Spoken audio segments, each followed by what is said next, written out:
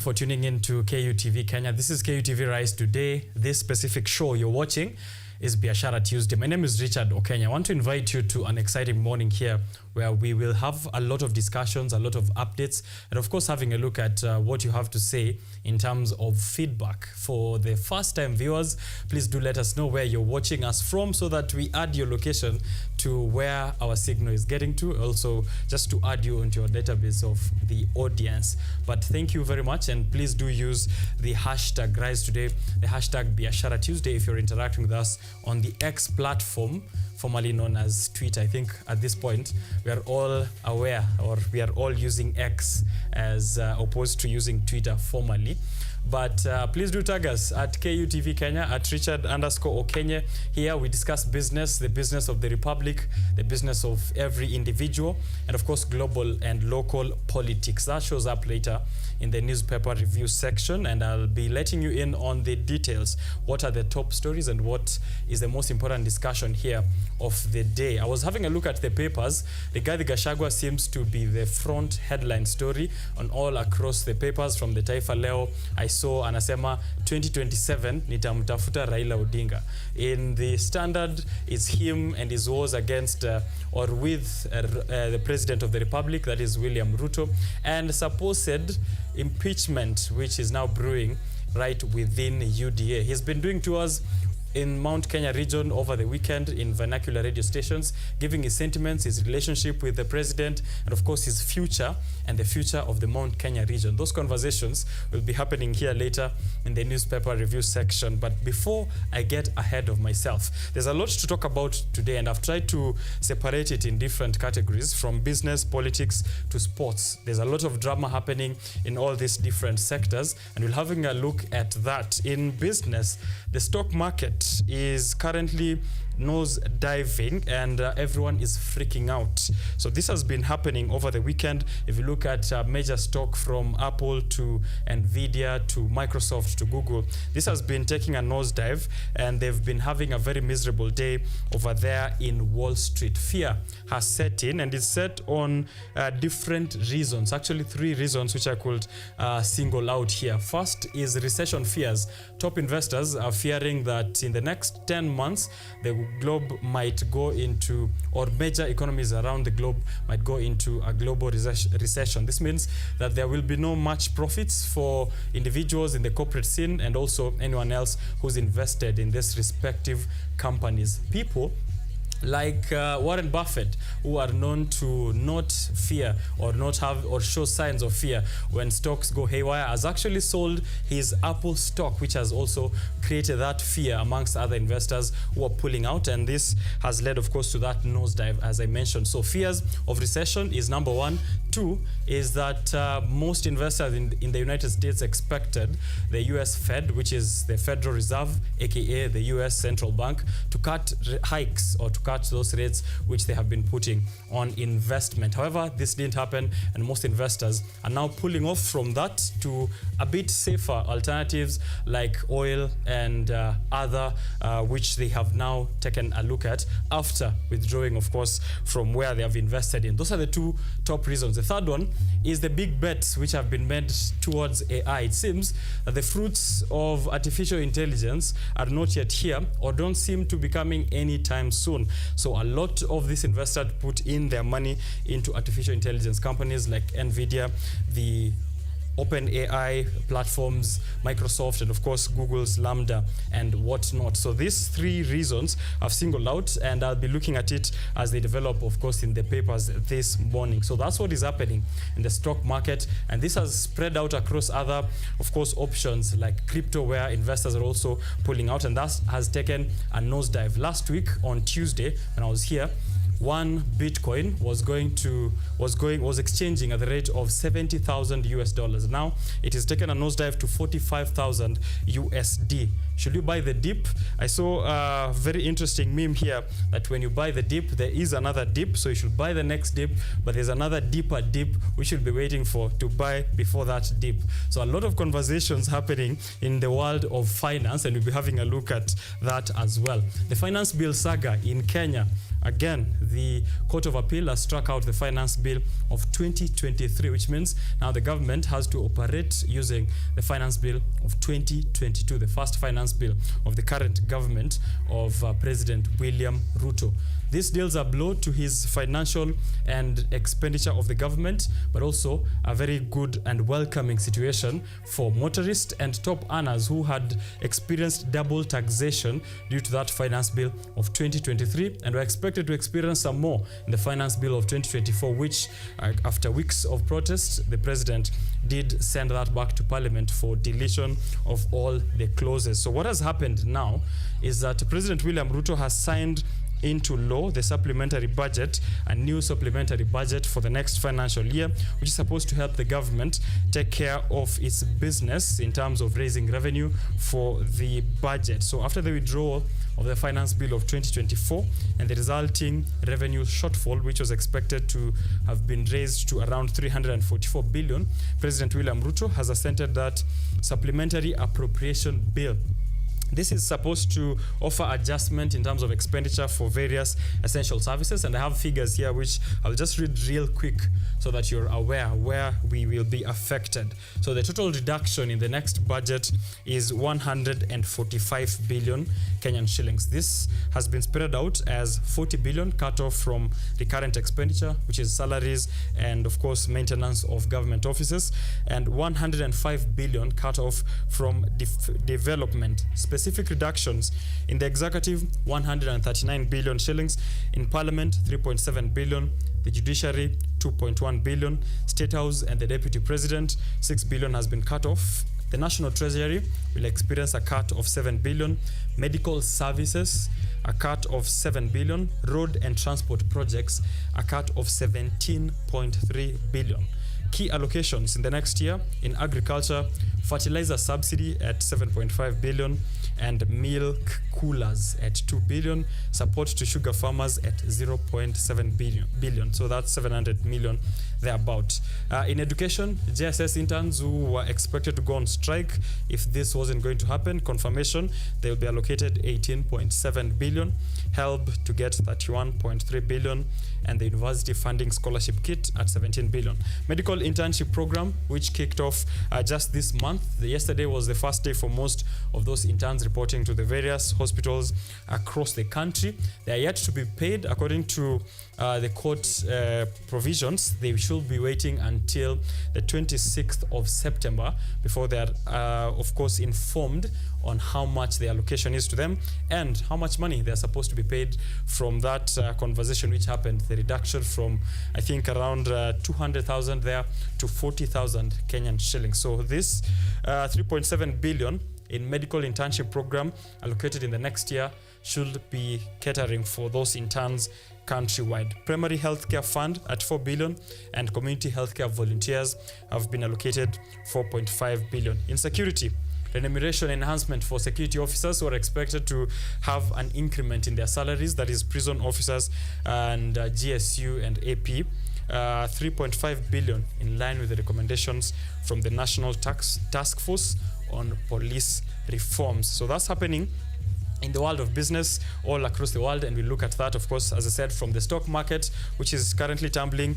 S&P companies, that is the top 500 companies who are doing really bad in the stock market, the finance bill saga, and the supplementary budget of this year. In politics, a lot is happening. As I said earlier, Rigathi Gachagua was with President William Ruto showing up in the front pages, which means we'll focus so much on that in the newspaper review section as well.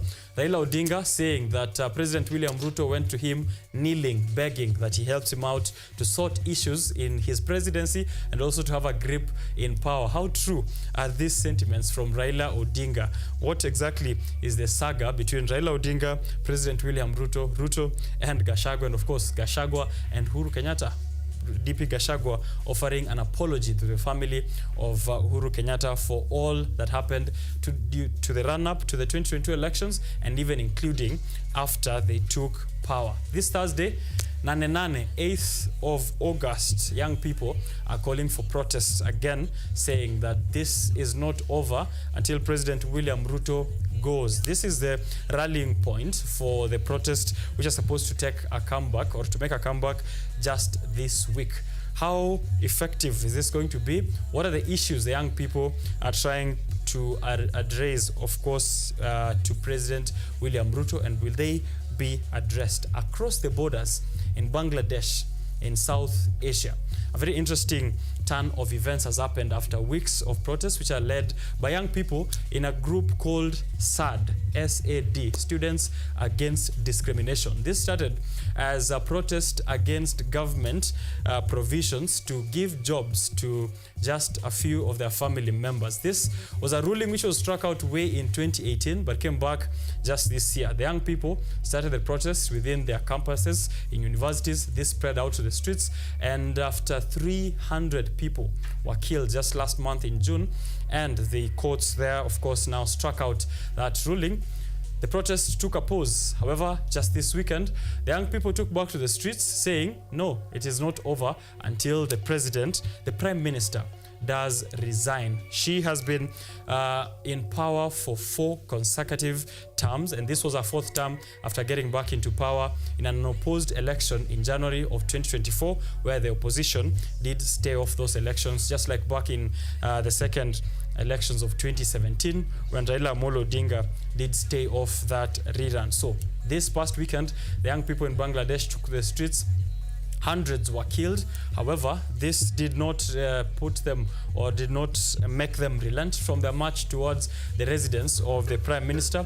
They did occupy there, and this forced the prime minister to resign and flee the country in a military chopper. Very interesting event there in the pictures that you can see on the screens as well. We'll be having a look at that in the newspaper review section to see how exactly that script went down in that side of the world. In sports, a lot of drama also happening. Just yesterday, in the 5,000 meters heat, Faith Kipyegon getting into a disqualification after a push and shove with an Ethiopian runner whose name I will just be getting in a short while. That is Sifan Hassan.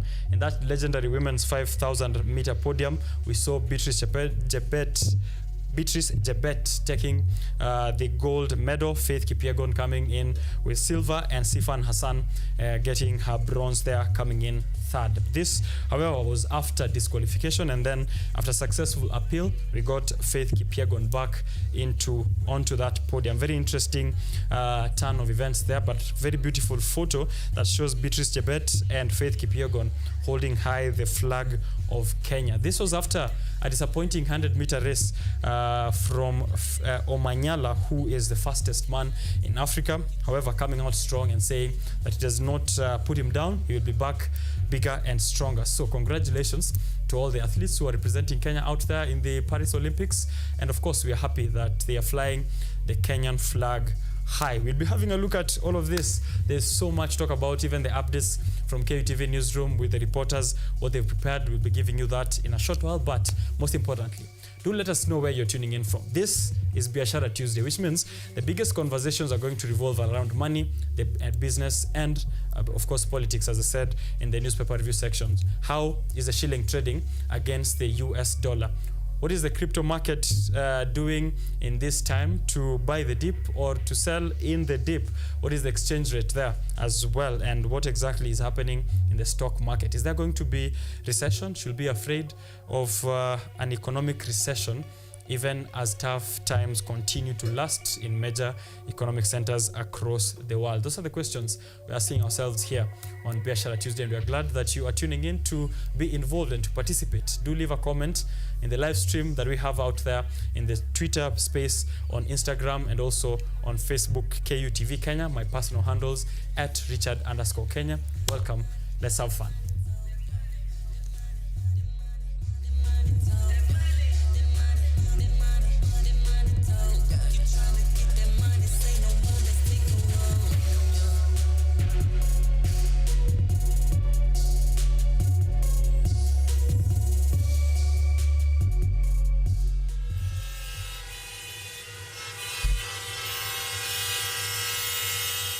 I'll start with a quote here from Janene Tunis from UNEP, saying that most African cities are walking cities but are not walkable cities.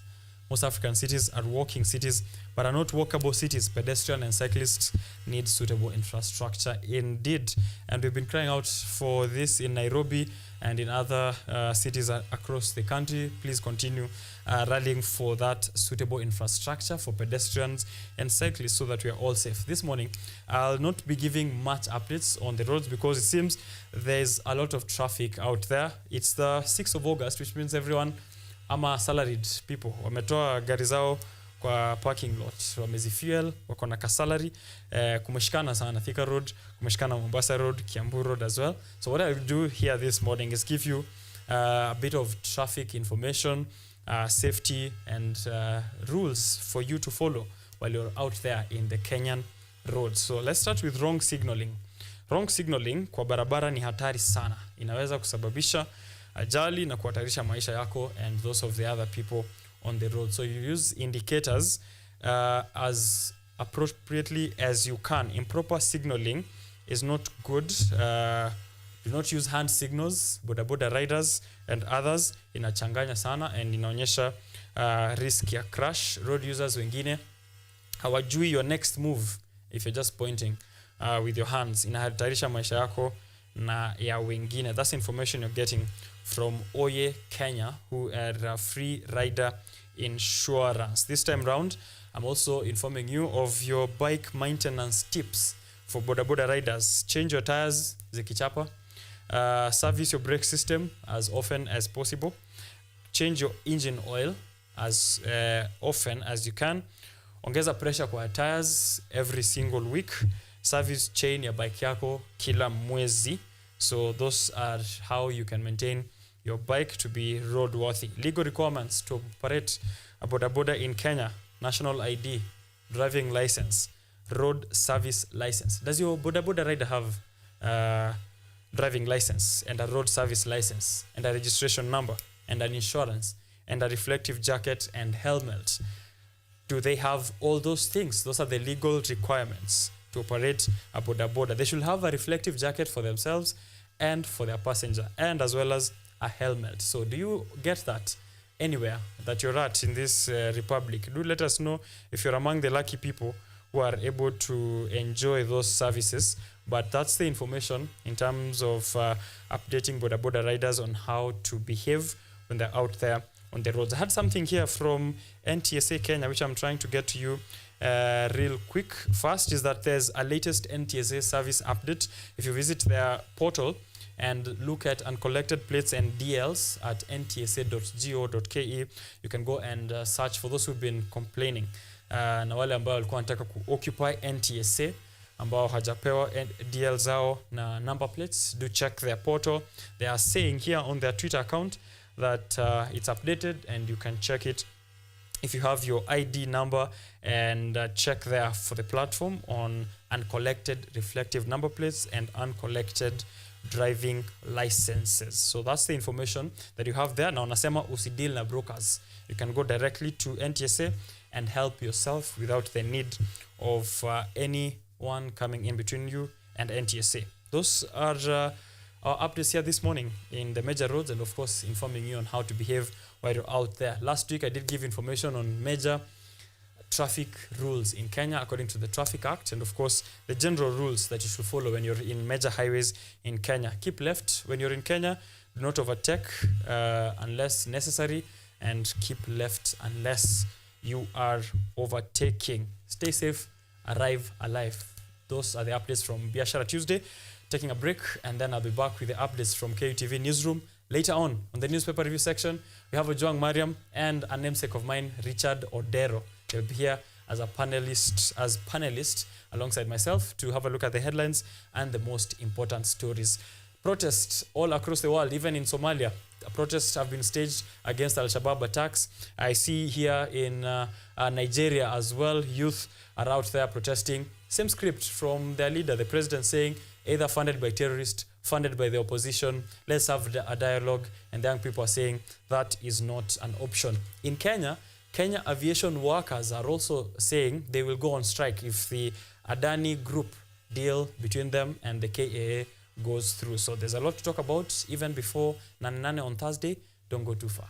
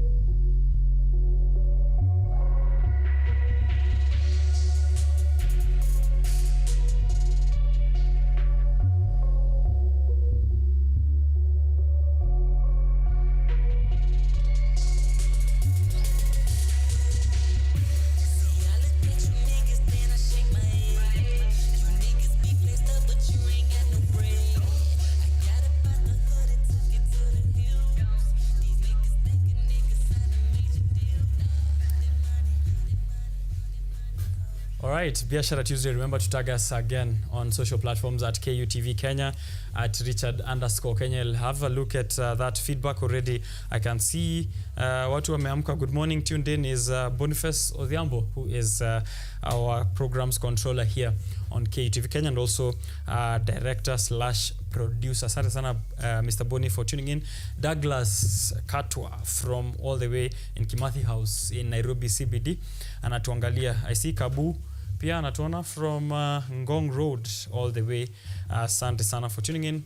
Naona Frida N watching from Naivasha. Watu Naivasha wameamka. Asante sana for tuning in this morning on Biashara Tuesday. As I said, we're having a look at a lot of information developing from the world of business, from the world of politics, and as well as sports in the Paris Olympics. In politics, it's Rigathi Gachagwa's wars of him and his boss, President William Ruto, and rumors of impeachment of the DP.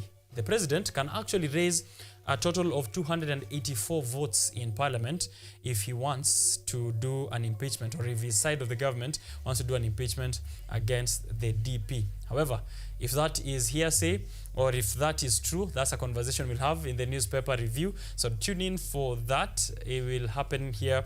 We'll be looking at the remarks that DP Gachagua has made over the weekend, that is against or towards President Ruto, and also towards Uhuru Kenyatta and Raila Amolo Odinga. A lot of bad news as well coming out of our world. We'll have a look at that and the reasons for that. Toy market burning over the weekend, and we saw leaders showing up there overnight, leading to this morning, Mukuru kwa Njenga slums.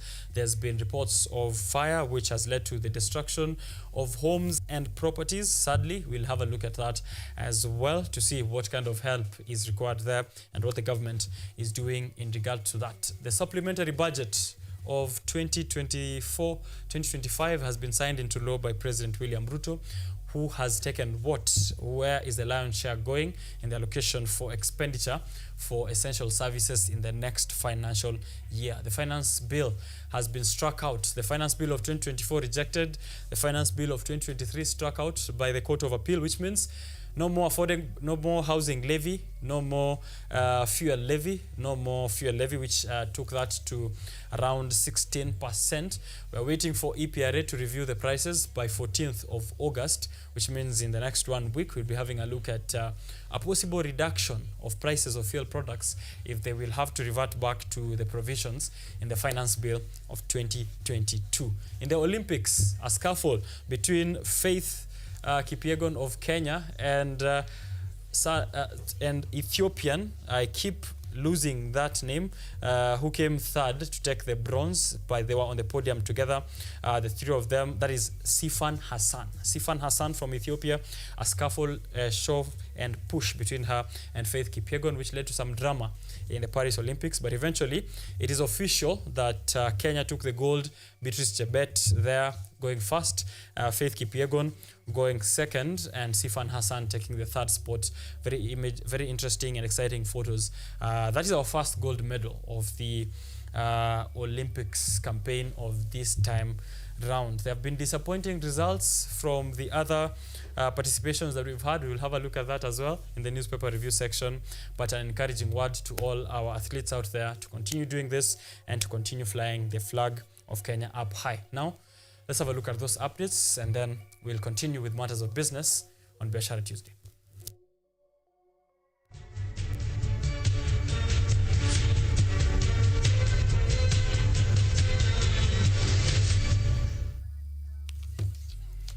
All right, we begin from toy market and also from the appropriation bill by President William Ruto, and then we'll get back to toy market. President William Ruto yesterday signed the supplementary appropriation bill into law at State House, Nairobi.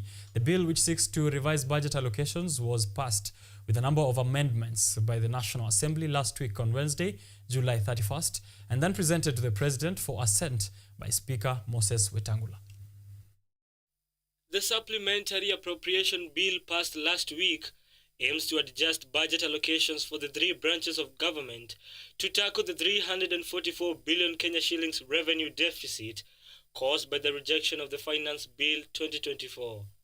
State House and the Office of the Deputy President faces a loss of 6 billion Kenya shillings, with the Treasury facing a significant reduction of 7 billion Kenya shillings. Despite the fiscal constraints, the new law safeguards key critical expenditures, including agriculture, which has a 20 billion Kenya shillings reserve to aid farmers in boosting production and productivity. The allocation will cater for the fertilizer subsidy, the coffee cherry fund, and to clear coffee farmers' debts. Purchasing milk coolers, milk price stabilization, and supporting sugar farmers will also be actualized. In the health sector, 16.2 billion Kenya shillings have been allocated to support reforms and enhance universal health coverage. This will include funding community health volunteers' allowances and equipment, the medical internship program, and 4 billion Kenya shillings each for the primary health care fund and contracted services. The education sector will receive 120.7 billion Kenya shillings to support reforms. This includes 18.7 billion for confirming junior secondary school interns, 30.7 billion for student capitation, 17 billion for university scholarships, and 31.3 billion Kenya shillings for higher education loans. The total reduction for the national government stands at 145.7 billion Kenya shillings, consisting of 40 billion for recurrent expenditure and 105 billion Kenya shillings in development expenditure. Victor Washira, KUTV. Even as President William Ruto signs that, a major government crisis is looming after a new case was filed just yesterday challenging that same law signed by President William Ruto, which paved way for the government to draw money from the Treasury. So, as President William Ruto signed the Appropriation Act 2024, Katiba Institute and the Institute of Social Accountability also filed their cases before the High Court Judge Lawrence Mugambi, signaling that there's a new battle over the budget-making process against President William Ruto. So there's a lot that President William Ruto is facing in courts lately, and it seems this is the latest of them. Let's move from that and have a look at Deputy President Rigathi Gachagua, who has taken a firm stance against recent investigations and political maneuvers aimed at him, stating that despite the probes, his commitment remains at advocating for the Mount Kenya region. However, he now finds himself balancing this advocacy while navigating the complexities of his relationship with his boss, President William Ruto, after Ruto's decision to bring ODM leader Raila Odinga and his allies into the government. Following the recent tension within the government, particularly between Gachagua and President William Ruto, the second-in-command, speaking in a joint interview yesterday, has taken a firm stance against the latest probes and political strategies targeting him. In response to this, the deputy has issued a stark warning to the Directorate of Criminal Investigation and its head Mohamed Amin, emphasizing the need for caution, stating that what happened in the previous government is happening now, something that is already known by the president. Regarding the recent wave of anti-government protests and the scrutiny surrounding him, Gachagua expressed his frustration with the political climate. This after 7 officials at his office were grilled by the Directorate of Criminal Investigations in connection to the protest. Gachagua stated that his employees were being attacked by the intelligence service, and the latest one being an officer in his office who was shot in Kileleshwa for supporting him. He also stated that his calls are being recorded and leaders close to him are being threatened. Additionally, the DP has also voiced concerns over Ruto's decision to bring ODM leader Raila Odinga and his allies into the government by including them in the cabinet secretary's nominees, stating that he was not involved in the decision. He also defended William Ruto, clarifying his role within the administration as ensuring that the Mount Kenya region is represented in the government, stating that the government has given 8 seats in favor of the region and sees no problem in the new nominations. In a notable shift, Gachagua also defended retired President Uhuru Kenyatta, saying that his family should be respected and that he did a lot for the country. He also vowed to defend him onwards and that he should not be dragged in the country's problems. However, Gachagua's newfound defense of Kenyatta has drawn criticism, with former Kiambu Governor William Kabogo accusing him of hypocrisy, pointing out Gachagua's previous role in smearing campaigns against the former president. This comes amid his rumors of his impeachment, as he said that he is not ready to bribe any member of parliament regarding the impeachment, and if he is legitimately removed, then he will back down. Doris Chalo, KUTV. Very interesting developments from Mount Kenya by Deputy President Rigathi Gachagua, but very interesting, I think more interesting developments going to happen this week, as President William Ruto is expected to visit the Mount Kenya region for a 3-day tour beginning tomorrow. So tomorrow, President will be in Embu, and Friday he will be in Murang'a and Kirinyaga on Saturday. This will go on even as Deputy Rigathi Gachagua continues to cry foul over supposed humiliation from the president's aides. So here, looking at the itinerary, the Mount Kenya region leaders are saying they confirm this to be a developmental tour. So we'll be looking forward to see what kind of statements President William Ruto makes as a week of the statements from DP Rigathi Gachagua. So Gachagua has claimed 11 officers were illegally fired from KRA, while others were fired from NIS, and it's a war against him to frustrate him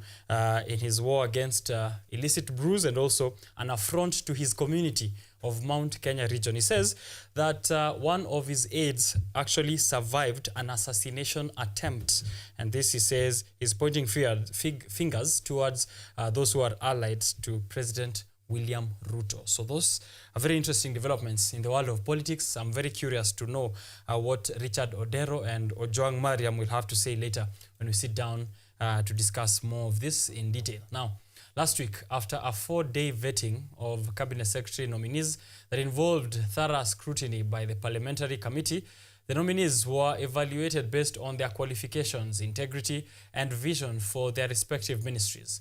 Yesterday, the National Assembly's Committee on Appointments convened to finalize the report on the Cabinet Secretary nominees. Nyabuti Jael has this report. Following the conclusion of the 4-day vetting exercise yesterday, which began last Thursday, Cabinet Secretaries in the new Ruto Cabinet formation will now await to know their fate after the lengthy sessions with the vetting committee. Today, members of the National Assembly's Committee on Appointments convened to finalize the report on the Cabinet Secretary nominees. This report will include recommendations for each nominee and will be presented in Parliament tomorrow ahead of the debate, as Kenyans await if Parliament will approve or reject the nominees within the given 28 days since the notification of nomination was issued. The President's response on the nominees report will follow, whereby the approved candidates will be appointed, and if not, the President will be required to submit a new nominee for consideration. If approved, the Cabinet Secretaries will take the oath of the office before taking up their positions in the Cabinet. The process comes amidst protests from the Gen Zs, who continue to show their dissatisfaction with the President Ruto's government. The protests are expected to happen on August 8th, where the protesters will occupy status as earlier proposed through the social media platforms. Nyabuti Jael, KUTV. I'm very interested in numbers, so I had here a roundup of the net worth as declared by all these cabinet secretary nominees. 20 of the 22 cabinet nominees' combined net worth is 10.8 billion shillings. The top one being Hassan Ali Joho, who has been nominated to the Mining, Blue Economy and Maritime Affairs. Net worth at 2.36 billion. This should be around 20 million USD. Just to let you know that Stan Lee, the creator of the Marvel comics, died with a net worth of 50 million USD, and he created a franchise which is worldwide, a multi-million-dollar company. So the questions in the minds of very many Kenyans is this cabinet secretary nominees with net worths which are close to industry moguls who have amassed or who've done a lot to create multi-million-dollar companies. Where are the multi-million-dollar companies from these nominees? So I'll just read their net worth real quick. Ukisikia mtu wako andika net worth yake hapo kando. Kithure Kindiki 694 million. Deborah Baraza, so I'll read with the respective ministry. Kithure Kindiki Interior 694 million. Deborah Baraza in Health 327 million shillings. Alice Wahome in Lands, Public Works, Housing and Urban Development at 327 million Kenyan shillings. Julius Ogamba in the Education Ministry is worth 790 million Kenyan shillings. Soipan Tuya in the Defense Ministry worth 243 million Kenyan shillings. Andrew Karanja, Agriculture, 214 million. Eden Duale, Environment, 980 million. Eric Muga, the youngest of them all at 32 years, has a net worth close to his age, 31 million Kenyan shillings. Davis Chirchir, Roads and Transport, 509 million Kenyan shillings net worth. That's half a billion. I should mention the ones above 500 million as half a billion. Margaret Ndongo, Information, Communication and Digital Economy, 95 million. John Mbadi in the National Treasury and Planning, 380 million. Having been just a member of parliament so far. Salim Mvuria, Investment, Trade and Industry at 158 million. Rebecca Miano, Tourism and Wildlife at 444 million Kenyan shillings. Opio Wandai, having been a member of parliament only so far, has been nominated to Energy and Petroleum, is worth more than half a billion at 530 million Kenyan shillings. Kipchumba Murkomen, the expensive wearing, expensive belt, expensive shoe CS to the Youth Affairs Ministry is worth 620 million. Hassan Ali Joho, we mentioned, 2.3 billion. That is the most or the richest of all the nominees. Alfred Mutua to the Labor and Social Protection Ministry at 462 million. We have Wycliffe Oparanya, the former governor, appointed to the Ministry of Cooperative and MSME Development, worth 600 million Kenyan shillings. We have Justin Muturi, the former AG, nominated to Public Service and Human Capital Development, worth close to a billion at 801 million shillings. And then lastly, we have Gender, Culture and Arts nominee Stella Soilangat, who is worth 70 million Kenyan shillings, a combined net worth of 10.8 billion Kenyan shillings. These nominees have been vetted and we're waiting to see exactly what the outcome is going to be like. But just to be informing you that a billionaire is in this list and is looking forward to a salary of 700,000 Kenyan shillings. A lot of questions that you should ask yourself. Billionaires are looking for work in this republic. What about yourself? Let's move on to more politics from the Amani National Congress Party, ANC, which has now formally approved the merger proposal with the ruling party, UDA. The move now strengthens President William Ruto's political muscles as he now will secure a better part of the western region to the UDA party. Here's more. The ANC party has pledged to unequivocally support the government to ensure national peace and unity. Led by ANC party leader Issa Timani, the party reiterated that it's barely 2 years since the Kenya Kwanza government took office and the country's political roadmaps have been shifted to support the government. The leaders claim that it's only prudent and safe if the party secures its position in UDA ahead of the 2027 elections through merger with the party. This merger is considered to be a stepping stone for Ruto's broad-based government with minimal opposition, just like the Deputy President Rigathi Gachagua is in the UDA party without having his own political party. Prime Cabinet Secretary Musalia Mudavadi, as the founder of ANC, will also follow the suit. The move will see both the members of parliament from the Western region and the Mount Kenya region support the government. As this unfolds, the Orange Democratic Movement (ODM) is also inclined to support the government after the head of state nominated 5 cabinet secretaries from ODM to serve in his government. The move has weakened the opposition in the country, as the nominees were seen supporting the contentious bills and government proposals they were strongly opposing while out of government. With the affiliation of political parties to the government, the country now risks shrinking the democracy space by making the president so powerful to take any critic. Anyango Sylvia, KUTV. All right, now to teachers. Preschool teachers in Machakos are calling on the county government to implement the service delivery schemes and improve their working conditions. The teachers are complaining to the government, stating that their salaries are low compared to their workload and education levels. Preschool teachers in Machakos County are urging the county government to listen and address their grievances on service scheme implementation. Speaking after organizing a meeting to discuss some of their challenges, they claim that the county government should implement their service delivery contract and increase their salaries as recommended by the Salaries and Remuneration Commission (SRC). Giving them better salaries is not a favor.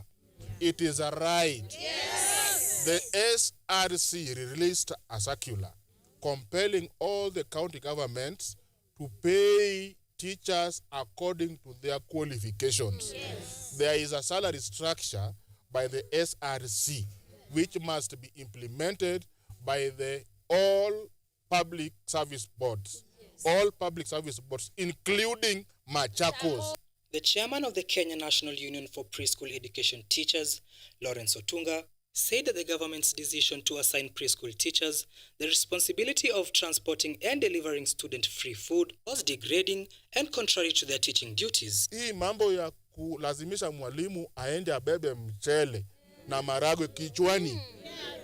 Those ones are not in their job descriptions. Yes.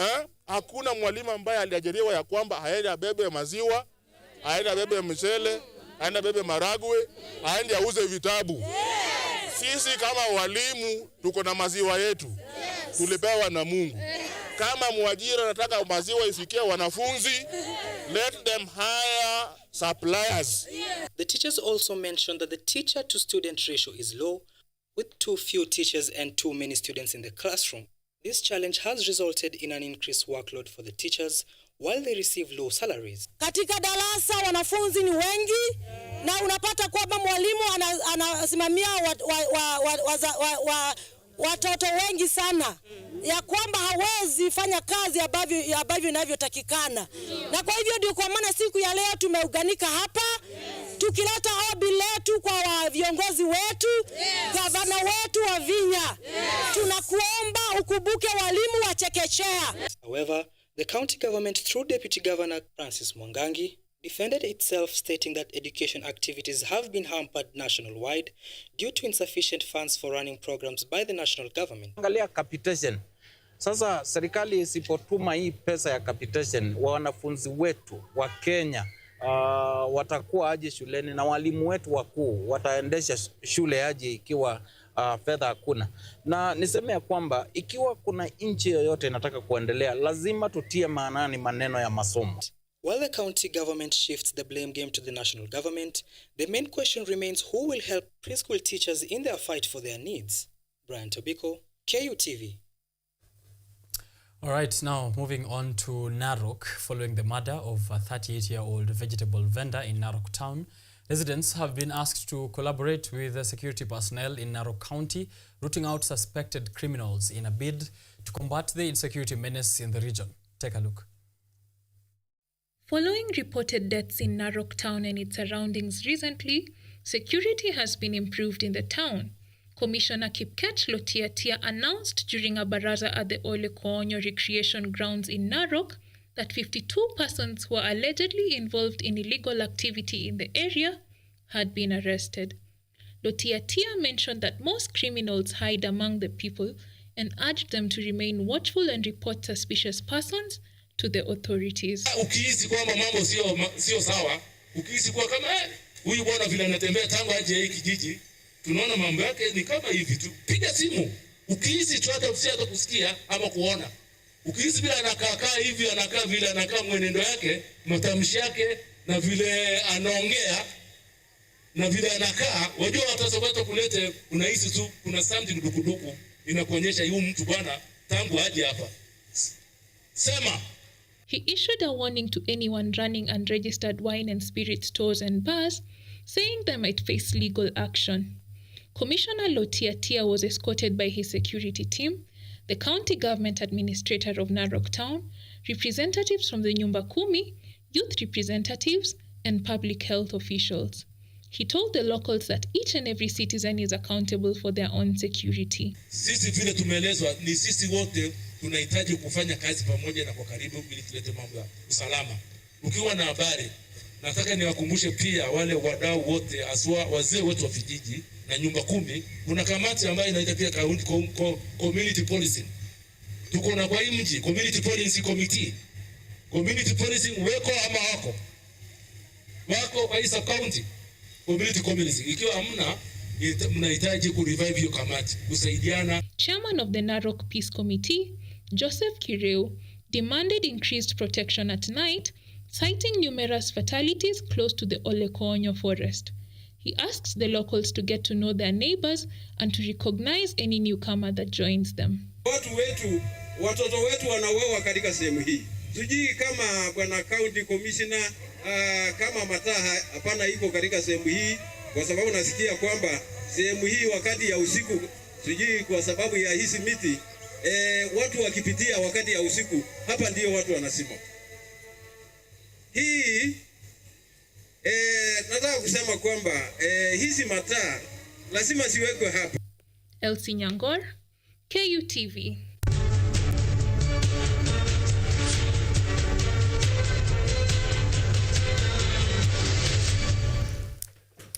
All right, let's have a look at a bit of sporting in a significant development for the future of Kenyan football. 25 coaches embarked on their journey to obtain the CAF B license yesterday at the Kenya Institute of Special Education, KISE. This intensive program aims to enhance the technical and tactical skills of the coaches, equipping them with the knowledge needed to elevate the standard of football in Kenya. The CAF B license is a crucial step for coaches aspiring to manage teams at higher levels of competition, both domestically and internationally. The initiative reflects the commitment to developing local talent and ensuring that Kenyan football continues to grow and succeed on the global stage. I'm imparting the knowledge to my senior teams. There's no end when it comes to learning. You see, when you are a player who has played in this country, an ex-player, you need this knowledge so that you can impact it to the younger boys. Without this, you'll go nowhere with only your experience. So you need to have experience and you need to learn too. There is individual benefit and then there is the football benefit in the whole country. Personally, the benefit I'll get, I take it back to the grassroots because I am a grassroots coach. There are so many things to be done at the grassroots.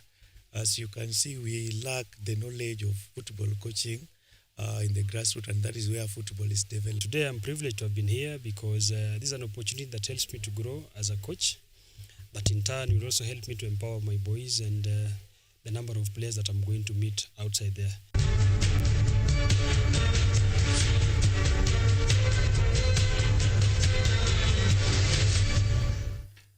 Kenyans are really, really fast. I have here a poster on my Twitter timeline, on my X timeline, formerly Twitter. It's written, Occupy Paris, Occupy France, Justice for Faith, Macron must go, democracy in Olympics. Gen Z's coming out to support Faith Kipyegon after that of course, incident yesterday where she was disqualified for just a few minutes before it was reinstated and she got back her silver medal. So Occupy Paris might have happened if she didn't get her silver medal back. Congratulations to her once more. Our first set of medals there. The first gold by Beatrice Chebet and Faith Kipyegon, who's also a world record holder. Both of them are actually world record holders. Beatrice Chebet in 5K, in 15K, and Faith Kipyegon in 5K, but this time she came second to Beatrice right there. There's updates from the roads. Very sad incident. Two different ones happened in Narok. In Narok Mulot Road, we saw over the weekend 4 people died in a head-on collision, but also there was a trailer which lost control and rammed into a school bus which had 26 pupils, 30 people, including 26 pupils who were injured in that road accident at Salchangwan area on the Nakuru Eldoret Highway. This involved Rockside Academy Primary School, which had 26 pupils. All of them are safe, none of them dead but injured, and we are wishing them a quick recovery over there. So I had it also a very interesting story which I wanted to close with here. It didn't get into the reports or didn't make it to the editor's table at KUTV newsroom, but it's a very comical development where police are now seeking orders to detain a suspect at the Kenya National Hospital and force him to defecate so that he can give out a memory card which is swallowed to destroy evidence, which is linking him and others to a fake title syndicate.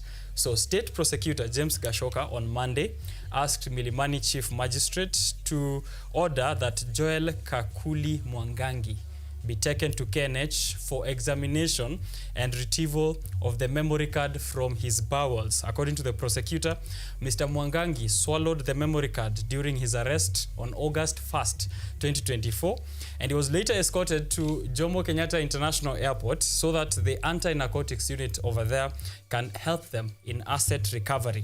So this proved unsuccessful after they forced him, of course, to defecate at JKIA, and unfortunately, they could not retrieve this memory card. So they're requesting that an order be given that he be detained at KNH for his own safety, so that they can able to retrieve this. So this is happening because he's been involved, him and others, in an alleged registry index scam where they've scammed others in 15 printed title deeds which do not have any land records, or if you search the land records, you cannot get any of them. So this, a very comical incident there.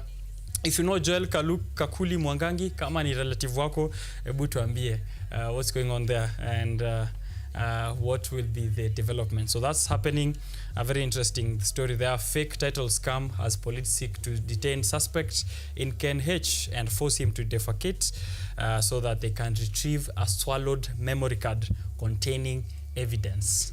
Those are our developments in Kenya. Thank you very much to the reporters in KUTV Newsroom who are able to give us very detailed reports happening in the Republic and also outside of our borders. Remember, you can get more of that 6:30 p.m. Mizizi ya Habari, 9 p.m. primetime news straight from KUTV if you want to be up to date, and also, of course, on the website kutv.ac.ke. I'm taking a short break. I'll be back. This is Biashara Tuesday, which means we're switching gears to business. What is happening in the stock market, Bitcoin, Kenyan shilling against the dollar, and of course politics, the business of the republic. Very, very important. Ojong Mariam and Richard Odero are joining me in a short while, so don't go too far. Keep your questions coming. Interact with us on social platforms. I will be right back.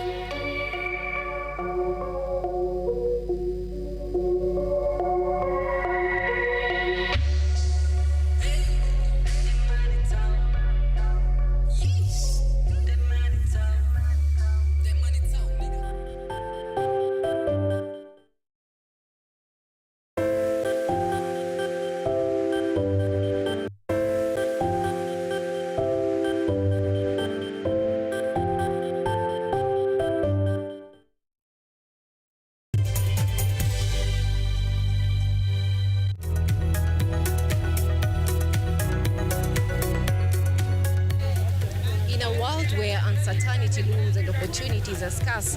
It's time to break from the barrier and unlock your full potential. We must live within our means. We cannot spend money that we don't have. We will explore the fascinating world of investment, trade secrets, and entrepreneurship. Sasa challenges ziko mingi sana. Parking ya mzigo imekuwa mbaya. Unaweka pesa yako inakataa kurudi. Whether you're a seasoned investor or just starting out, we've got you covered with invaluable insights to help you succeed. Now, this year we have seen a rebound in the economy, which is well above the global average of the 3%. Join me, Anyango Sylvia, every Sunday and Monday on KUTV News at 9, and let's turn your dreams into reality.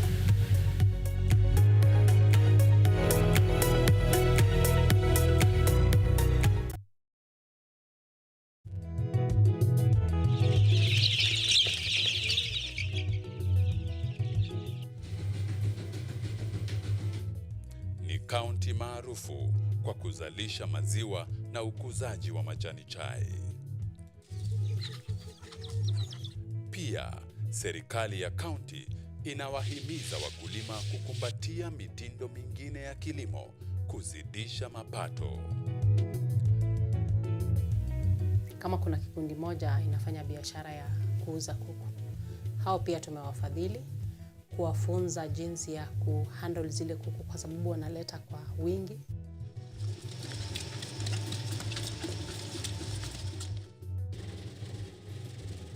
Haya yote tunakuletea katika Boresha Kilimo, toleo la kaunti ya Bomet. Kilimo ni nguzo kubwa kwa ujenzi wa taifa.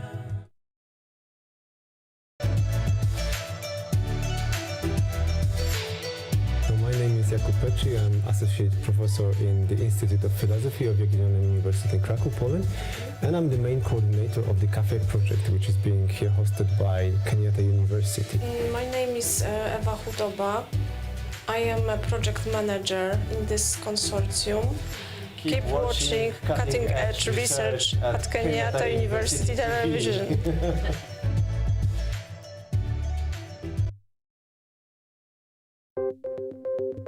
Maelfu na maelfu ya wahamiaji wakiwa na watoto kutoka nchi za Amerika ya Kati wanaendelea kuwasili kwenye mpaka kati ya Marekani na Mexico. But folks, I'm going. Thank you very, very much. I appreciate it. Thank you. Ni habari kutoka pembe zote duniani. Pepo pa si vuguvugu. Pepo pa ni idea. Tazidi ananyonya, hanyonyi vizuri, anakuwa hayuko comfortable. Jeshi la Jamhuri ya Kidemokrasia ya Kongo linapambana na waasi wa ADF. Wito kwa mashirika, makampuni na vile vituo vya uchukuzi. Mambo mengi yatakwenda kama yalivyopangwa. Hapa ni kuna mmoja wa viongozi wa chama cha wavuvi katika eneo hili. Zaidi tunajaribu kuwapa chanjo ili ina boost ama inanyanyua kinga ya mwili, ndio inaenda kupelekea kupambana na virusi. Ni duniani leo, Jumatatu mpaka Ijumaa, moja kwa moja kutoka VOA Swahili, Washington DC.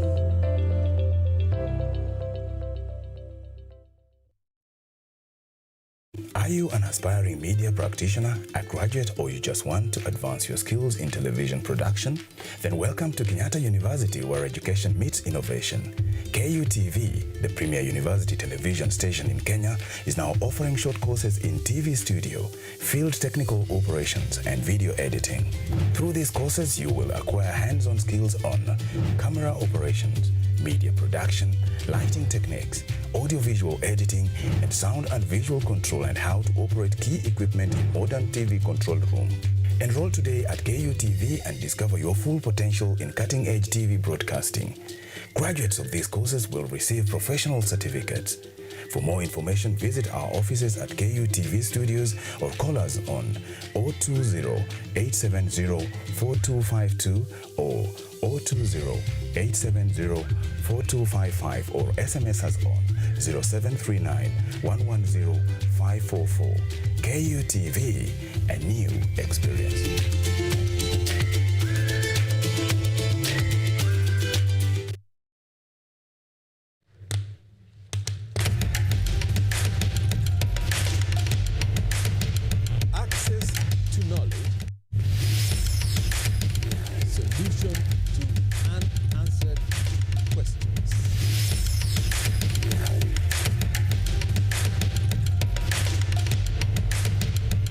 Guidelines to pursuing your rights. possessing your property, intellectual or material. This and more only on Law Matters.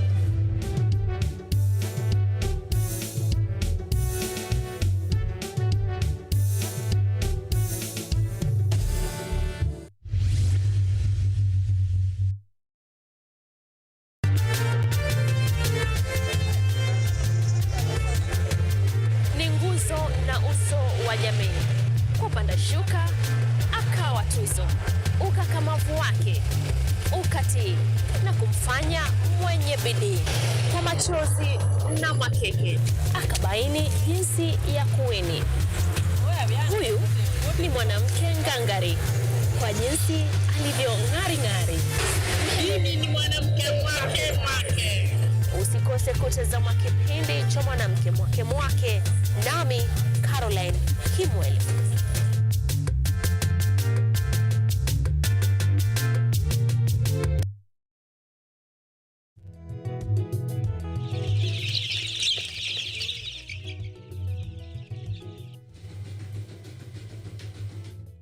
Ni kaunti maarufu kwa kuzalisha maziwa na ukuzaji wa majani chai.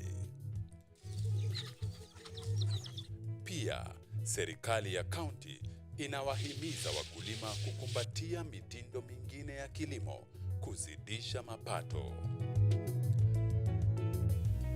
Kama kuna kikundi moja inafanya biashara ya kuuza kuku, hao pia tumewafadhili kuwafunza jinsi ya kuhandle zile kuku kwa sababu wanaleta kwa wingi.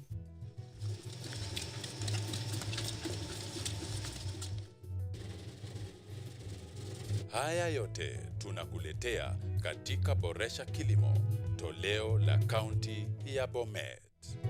Kilimo ni nguzo kubwa kwa ujenzi wa taifa.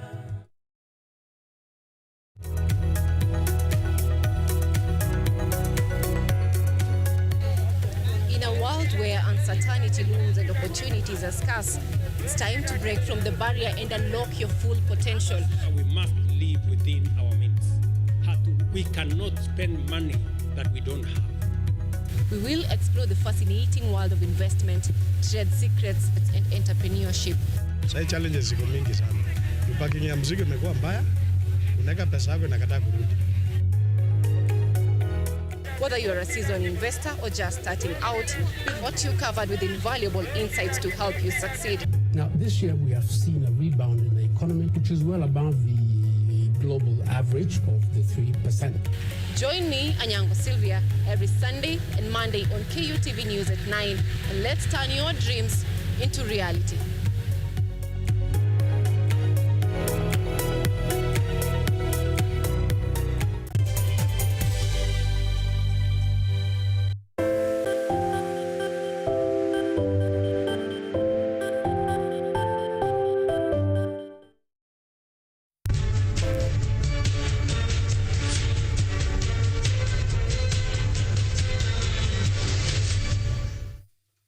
Welcome back to Biashara Tuesday.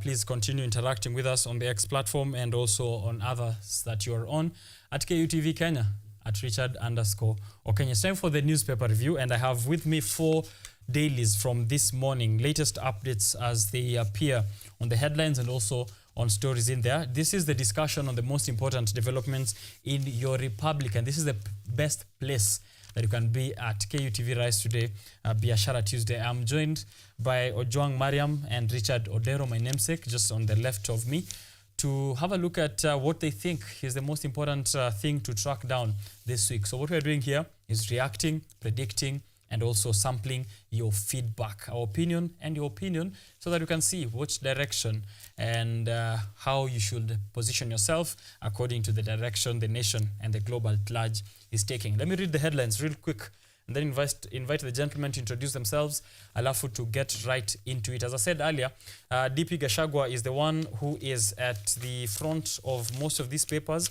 so I'll get that away with.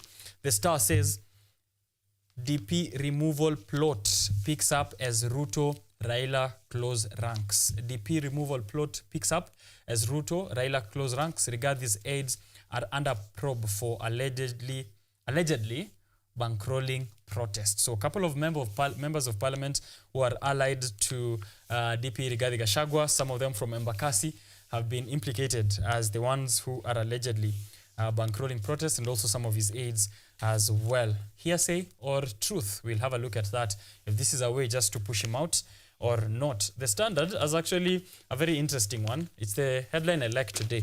I really like headlines that have a political angle, but this one nailed it. Gachagua, I know they are after me. That's the headline on the Standard. I don't know if the gentlemen will agree with me on my liking of this headline, but we'll get to hear from them. That's the Standard. Gachagua, I know they are after me.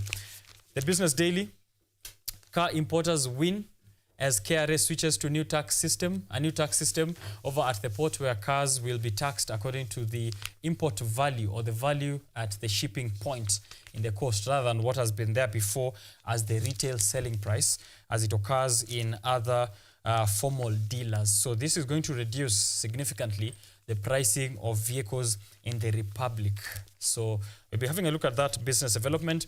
The Daily Nation, puzzle of Ruto's housing project. There's a report here, a very interesting one, which we'll be looking at, and I think should be the best headline for Biashara Tuesday, because it's all business and less politics. The National Housing Corporation, the Kenya Development Corporation, and they're showing here houses by various of these bodies and how many of these units are unsold. 10,000 of them have yet to find buyers, but in the totaling here, unsold houses, uncollected rent, unoccupied houses, stalled projects totaling to 6 billion Kenyan shillings. President William Ruto is on a very ambitious plan to build 200,000 units affordable housing every year. The latest blow to this ambition is that the Court of Appeal did strike out the finance bill of 2023, which provided for the raising of revenue towards the affordable housing via the Affordable Housing Levy. The Affordable Housing Levy will not be effect from next month because of that being thrown out by the Court of Appeal. Where will President William Ruto turn to fund his housing project? We'll have a look at that. Kenyans don't seem to care so much about these units in terms of the uncollected rent, the unsold houses, and occupied houses. The figures show it. It seems to be very unpopular. Which way, Mr. President? We'll get to answer those questions. And also, at the back pages, we have sports from Olympics. Faith Kipyegon. I've seen a tweet here from President William Ruto, also celebrating the reinstatement of Faith Kipyegon to her silver medal, saying, Hongera Faith Kipyegon. The reinstatement of your Paris Olympics 5,000 meter silver medal is well deserved. Keep shining. He tweeted it just this morning, 7:42 a.m. Inamaanisha alikuwa amelala. Time tulikuwa tunapigania nchi. Yaani tunapigania nchi na president amelala. Lakini tutaangalia hiyo mambo. Gentlemen, welcome to the show. Ojwang Mariam, exciting to see you here after a very good show that you did yesterday. Utatuambia kuliendaje pale. Mimi nilifurahia performances pale. The discussion you had about the foundation at the very end. Maybe you can, hint to us out here. I know the people who watch this show, kuna artists na kuna watu wa tech pia. Nilisikia ukirali a call for tech people. We'll let in on that, but tutaanza na my namesake here, who's a guest between me and Ojwang. Sisi ni locals here. Wewe ndio foreign. Hebu introduce kwa our viewers one more time. You've been here before we get into the details. So thank you for the opportunity. My name is Richard Odero. I'm the founder and now the... Okay, sorry. My name is Richard Odero, the founder of the Youth Space Kenya. As Youth Space Kenya, we are doing... last time when I was here, we were doing something to do with the initiative. Last month and this month, we are focusing on doing what we call political awareness to our young generation. Mm-hmm. So, thank you. All right. Yeah. Welcome back. And this is a very good place to do political education. It's a right time given the political temperatures. Ojwang Mariam. Asubuhi kwaje? Iko salama sana. Mimi nashukuru. Actually jana I told Madam Rachel Njeri Wainaina to ensure that wamekutafuta. Kweli. That leadership conversation, I felt like time was not enough jana. And they need to find ways before 17th August, the yearly fest 2024, wakuje on this particular show, Biashara Tuesday, mzidi kuongelesha our fellow youths hapo nje who are very much awoke, Richard. Yes. And political times are changing. And the change is not new. We are going back to history. Because tunarudi 207. Those are some of the things that zenye naona hapa kwa magazeti. Nasema history repeats itself. It repeats, history rhymes. Deja vu. Good morning guys. Jina langu ni Ojwang. Mtoto wa Mariam, Senior Warrant Officer 1. I'm a Lieutenant Kanali. I'm very excited to be here for newspaper review. Tuko tayari kuambia ukweli vile Wakenya wanasema kupitia magazeti Kenya. All right. Business Daily tutaiangalia ya mwisho. Wacha tuanze na ile ambayo uko nayo ambayo ni The Standard. Ndio tukuje hivi hapa Daily Nation tuko na Richard Odero. Nita handle the Business Daily and the Star. So let me know Ojwang Mariam, pale Standard wanasemaje? Pale Standard wanasema things are not up to standard. Actually wamezitake a notch higher. Wamezitake a notch higher. Over the weekend yenye imeisha, DP Rigathi Gachagua aka Riggy G amekuwa kwa vernacular stations za hapa Kenya, za hapa Mount Kenya. Za hapa Mount Kenya, yeah. Mount Kenya to be precise. That is Meru FM, Inoro FM, Shoro FM. Na alisikika akiongelelea what the Standard on the headline are reporting today. Yes. I know they are after me. DP Gachagua is on record hiyo weekend akisema kuhusu vile mtu mmoja wake mfanyakazi wake wa intelligence. The guy was working for NIS. Yes. And then kuna wakati watu walianza kupigwa transfers to different ministries and all that. Akamchukua, akamwambia kijana, naona wewe uko na akili sana kama Richard Okenye wa KUTV. Pale KUTV Rise Today kila siku ya Tuesday, Biashara Tuesday, and I can use that brain. Sio lazima uende kwa ministry fulani. Kuja tupigane na pombe haramu. Umepigana na wakora sana NIS. Now come, let's use that intelligence for other purposes. That guy was an attempted assassination was on him. Yes. Sawa? That alikuwa anapita pita tu hivi streets of Nairobi, bullet. Sawa? Yes. Lakini kapita kwa bega. So they say don't shoot the messenger, si ndio? But hapa hivi walikuta messenger wake. Na ndio maana nasikia DP akisema I know they are after me. Hiyo ni plan ya kumuuzia uoga. Hata yeye mwenyewe anasema, na anasema in Kikuyu, mareda konyederia guoya. They want to sell fear to me. All right. When I saw that this aid of DP is, as you said, also allied to NIS. Na tumejua statements from DP Gachagua against the NIS director. Could this have been the cause of this? Is he the informant who's telling DP Gachagua kwamba ile information inafikia president haiko sawa? This is the truth. Hawa watu sio kufutwa, walifutwa from NIS. Okay, if you live today, you will still be knowing what's happening in Kenyatta University or what's happening in Kenyatta University television station. It's the same case. That guy, it's a game of systems. You heard Rigathi Gachagua, deputy president, saying that he solely funded the presidential campaigns, Ruto's presidential campaign in Mount Kenya. Yes. Akiwa peke yake, and has one not man. Received a penny. Yeah. Kama akona that capability, then inamaanisha akona system pia. System ni watu wenye wako hapo hivyo kwa hiyo system, una place, unaekelea mtu. Akona watu wake hapo hivyo. So when he says NIS director anafanya hivi ama anafanya vile, akona inside information. Umeshika? Alright. Kuna watu tunaitaga opposition, na opposition iko kila mahali. So NIS watu wenye walifutwa wakapelekwa other ministries, wakapunguziwa maziwa wenye walikuwa wanapata, maybe walikuwa washazoea kufanya some kickbacks pale hivyo wakiwa NIS, hiyo huo mkoba umeondoka, kichele kimepungua. Those people still have information. Juando walikuwa wanafanya kazi. Sini kwa ground. You don't need information kuendea kwa NIS. Unaiendea kwa ground venye ulikuwa unafanya bado ukiwa NIS. Okay. Na hiyo ndio wanatumia. So, hiyo ni kwa hapo. System against system. Ni system against system. Alright. But inaturejesha wapi? 207. Kwenye right now, ODM is the government of the day. It's not even UDA anymore. It's ODM. 207. Musalia Mudavadi, the now prime cabinet secretary, which is unconstitutional. But he is the Minister for Foreign Affairs. Unajua kitu Foreign Affairs ni ministry kubwa sana, ndio maana unaona ako hapo hivyo. Hata haongeleagi sana vile yeye ni Prime Cabinet Secretary. Anaongelea sana kuhusu mambo ya. So he was in ODM. That's how. Or he was allied to Raila Amolo Odinga in 2007. Ruto was a foot soldier of Raila Amolo Odinga 2007. Yes. Joho au watu wenye wako hapo hivyo. Kila mtu mwenye ako UDA saizi walikuwa wametoka hapo hivyo, including kina Onespas Kipchumba Murkomen, who are just young thugs like yourself by then. Were in ODM. Right. So there is no one who should be telling you that we are in a UDA government. It is as a matter of fact, ANC has finalized its preparations za kuingia UDA officially. ODM saizi hata si chungwa.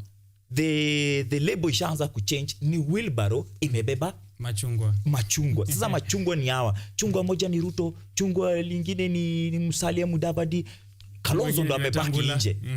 Like bado in 2007 Kalonzo alikuwa nje na hapo ndo alipata space ya kupenya kupita katikati yao, kura zake zikakosa kutosha. Juu zilikuwa zile solid 2.5 anakuaga nazo Ukambani. So yeye pekee ndio hakuwa na amebaki pale and the rest. Na hapo ndo Rigathi Gachagua anajaribu kujifix akuwe that side of the story.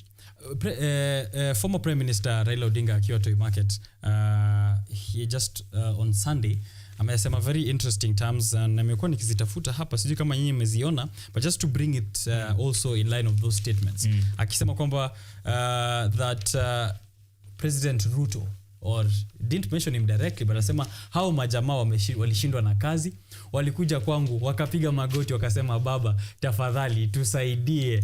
Na sasa amesema wameshindwa na serikali to help them have a grip in power because of the unrest from the young people, but also inside the tumbling or the collapsing presidency, which is this rift between DP Gachagua and President William Ruto. So did Raila win in the end? Maybe Odero anaweza tuambia hapo, did Raila win in the end in light of all these statements and the facts from Ojwang Mariam saying that tunarudi 2007? Sijui kama wewe uko na the same kind of recollection. Okay, thank you. Yeah. You know, politics is a very nice game, and every day new things happen. But now these new things are happening with the same wanasemanga ni wini kitu iko kwa forest na ija change the game. You know, Ruto, the only problem Ruto did ni kutafuta these people to come in the government. And you see, if you look at the position that these people are given, that is the treasury, the SME, and the capital development. These are the inner core of the better manifesto. It is not now about even the UDA, because UDA guys are for Kinadualo wameko kwa Ministry of Environment, those are minor ministries. But now the core business of UDA, imambo ya hustler development, imamamboga kuinua juu, wamepea wote the ODM senior politicians. So now this is not about even UDA. Now this is about UDM running the show. Yeah. All right. So I know they are after me. Could they both be after Rigathi Gachagua? The numbers are showing that if President William Ruto was supposed to or tried from his side to do an impeachment, he will easily raise the 284 votes that he requires to have in parliament, kwa sababu he has the support of so many of those parties. There was a breakdown somewhere here of how that is distributed, with UDA having more than 140 there, ODM coming in, and we've seen also, as you said, ANC pia umesema wanaingia pale. Wale ambao wako after Rigathi Gachagua, Ojwang Mariam, ningeweza kuuliza to name a specific person. Is President William Ruto after Rigathi Gachagua? Because if DCI officers are trailing his aides, isn't this information that he has? Trailing happens. Kwa nini umesahau juzi tu we had the son of the then AG, who's now been also nominated to new CS position. Eti ametrailiwa na akabebwa. Unaona? Hiyo time ilikuwa ni mambo na protest, right? Yes. So before maybe I answer you on that, umemuuliza swali safi sana. How Raila won in all these shenanigans? Because I would call them shenanigans. Though I think there's a bit of misunderstanding of things or miscommunication of things from both sides. The Gen Zs are feeling like wazee wamekuja na wamebeba kila kitu kilikuwa chetu. Hizi vitu ni sisi tulifaa kupata. Umeshika? Sisi ndio tumeingia kwa streets, tumepigana and all that. What Kenyans are forgetting is that the broad-based government, broad-based ni mkate. Ni sawa. So wamepewa mkate wote. Ni nusu mkate. So ndio maana it's based on that bread, si ndio? Broad-based. On that. I see it. Yeah. Bread-based government. Yeah. That bread-based government was supposed to be there as a recommendation of the NADCO report, which came as a result of Reject Finance Bill 2023. Yes. Which became an act. An act that was taken to court, from High Court to Court of Appeal, and now Court of Appeal have quashed it in its entirety, terming it unconstitutional. Right. Meaning we are back to Uhuru days. Hapo hivyo, Raila was to get something. Yes. The share of his government ilikuwa ikue pale hivyo. Kwa NADCO. Whether kungekuwa na Gen Z movement wakiwa wamekasirika ama hakungekuwa. So hii ni things were to fall. Yeah. Umeshika? Umeshika. So on that point, the Kenyan youths have not gained anything. Right. They are bitter because they think whatever that has happened because of the Gen Z protests against bad governance. But it has happened because of Reject Finance Bill 2023. They are right in their own right to do all that. Raila has won. He has the government. You had the former, now let's call him former, ODM chair, John Mbadi, saying that the manifesto of UDA is the same as the manifesto of ODM. Hakuna kitu imewahi uma wa Kenya kama hiyo. Turncoats. If kama hiyo ndio ingekuwa case, then there was no need of electing either people from UDA or ODM. Right. Because Kenyans were being told to vote based on an agenda. Yes. Based on a manifesto. But unakuja unatuambia manifesto ya opposition na ya government ni the same. Then what have you been fighting since day one? Yes. After Ruto said naweka Biblia chini na inua sword. Hapana. Naweka sword chini na inua Biblia. But we all know Biblia haijakuwa ikiinuliwa. Because the Bible says usidanganye sana. And I want to ask you a question. What is it that is constitutional? Yenye imepelekwa kotini yake rais Ruto ama serikali yake na ikashinda on the basis of constitutionalism. Ile kitu ambayo I have said here before, even as we discussed from way back in the finance bill of last year, it is quite pretentious of us to have expected a president who was against the Constitution of Kenya 2010 to approve it and to hold it by its standards. So one thing is for sure, that President William Ruto, from where I view it from, is not a man who is for the constitution of the day. From day one, he voted no. There's no need for us to expect him to follow it or to even know exactly what the stipulations of the constitution are. Ukiangalia hizi unconstitutional cases, finance bill of 2023, unconstitutional, appointment of CASs, unconstitutional. Every single move that he seems to be making ni very unconstitutional. So this is not a man we can expect to be very constitutional in his ways. He is not alone in that. Ni vile tu the other person the Kenyans are closely accusing of hating this constitution is that he doesn't hate the whole constitution, and that is the ODM party leader Raila Amolo Odinga. Since 2010, and in that 2010 Uhuru was a pro-constitution and Kibaki. Yes. On the other hand, and the then Prime Minister, Raila Odinga, the No campaign was being led by President Ruto. So meaning from its originality, hajawahi ipenda hii constitution. Alijua itamletea shida. Baba na yeye hajawahi ipenda the government side of that constitution, ever. In 2014, when the IEBC chair was Isaac Hassan, by then I think it was IECC. EAC. Interim Electoral Boundaries Commission.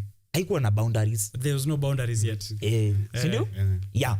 By then Isaac Hassan alikuwa ameshapelekewa mpaka signatures za Kenyans wenye wanataka an amendment of this constitution 2010. Akawaambia hizi vitu mmefoji huko. Mmeenda kachora ng'ombe. I remember. That those time. signatures were not valid. When was that? 2014. Yes. 10 years huko hivyo. The constitution should be flexible in a way that after every 10 years inaweza kuwa amended.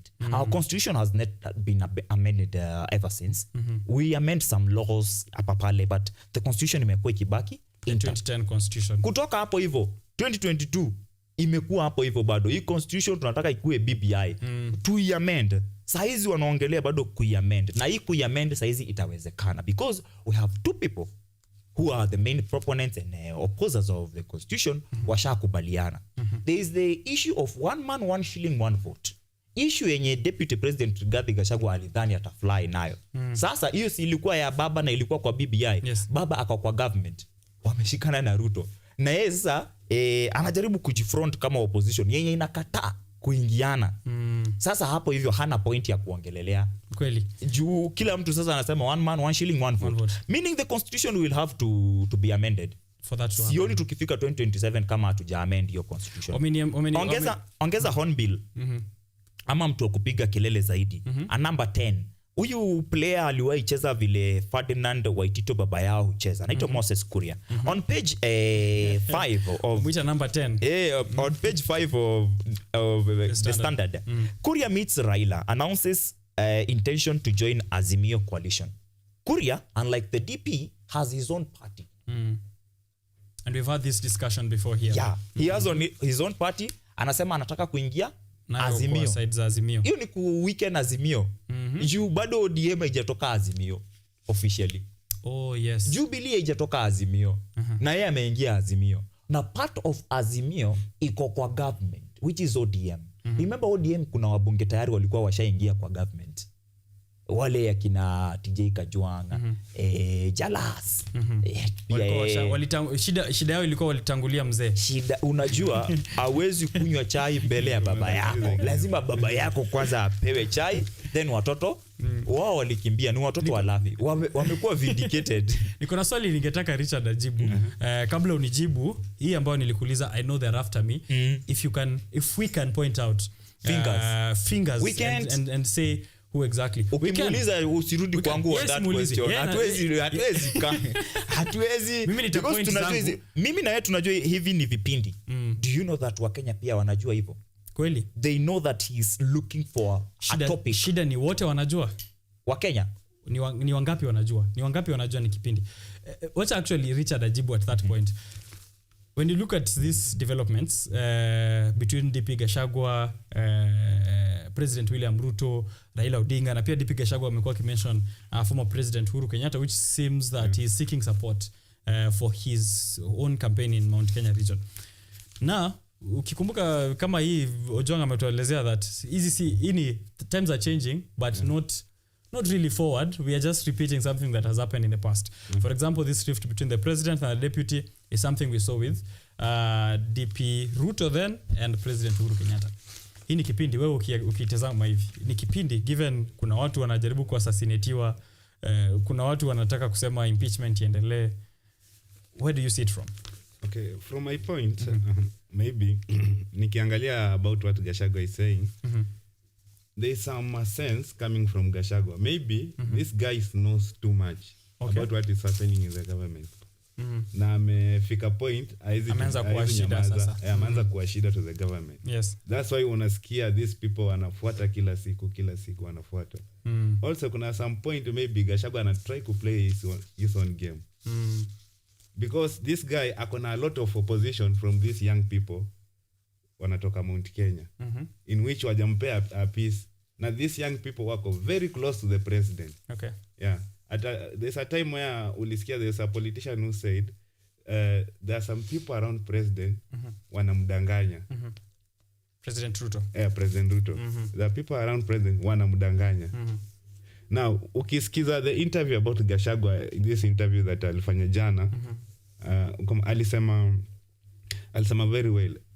He participated fully on the campaigns finance of around Mount Kenya. Yes. Which means maybe Ruto picked this guy because of financial muscle. Yes. Not what the input aneka kwa the government. That was actually his statement. He said that if President Ruto didn't need the Mount Kenya votes, he wouldn't have picked him.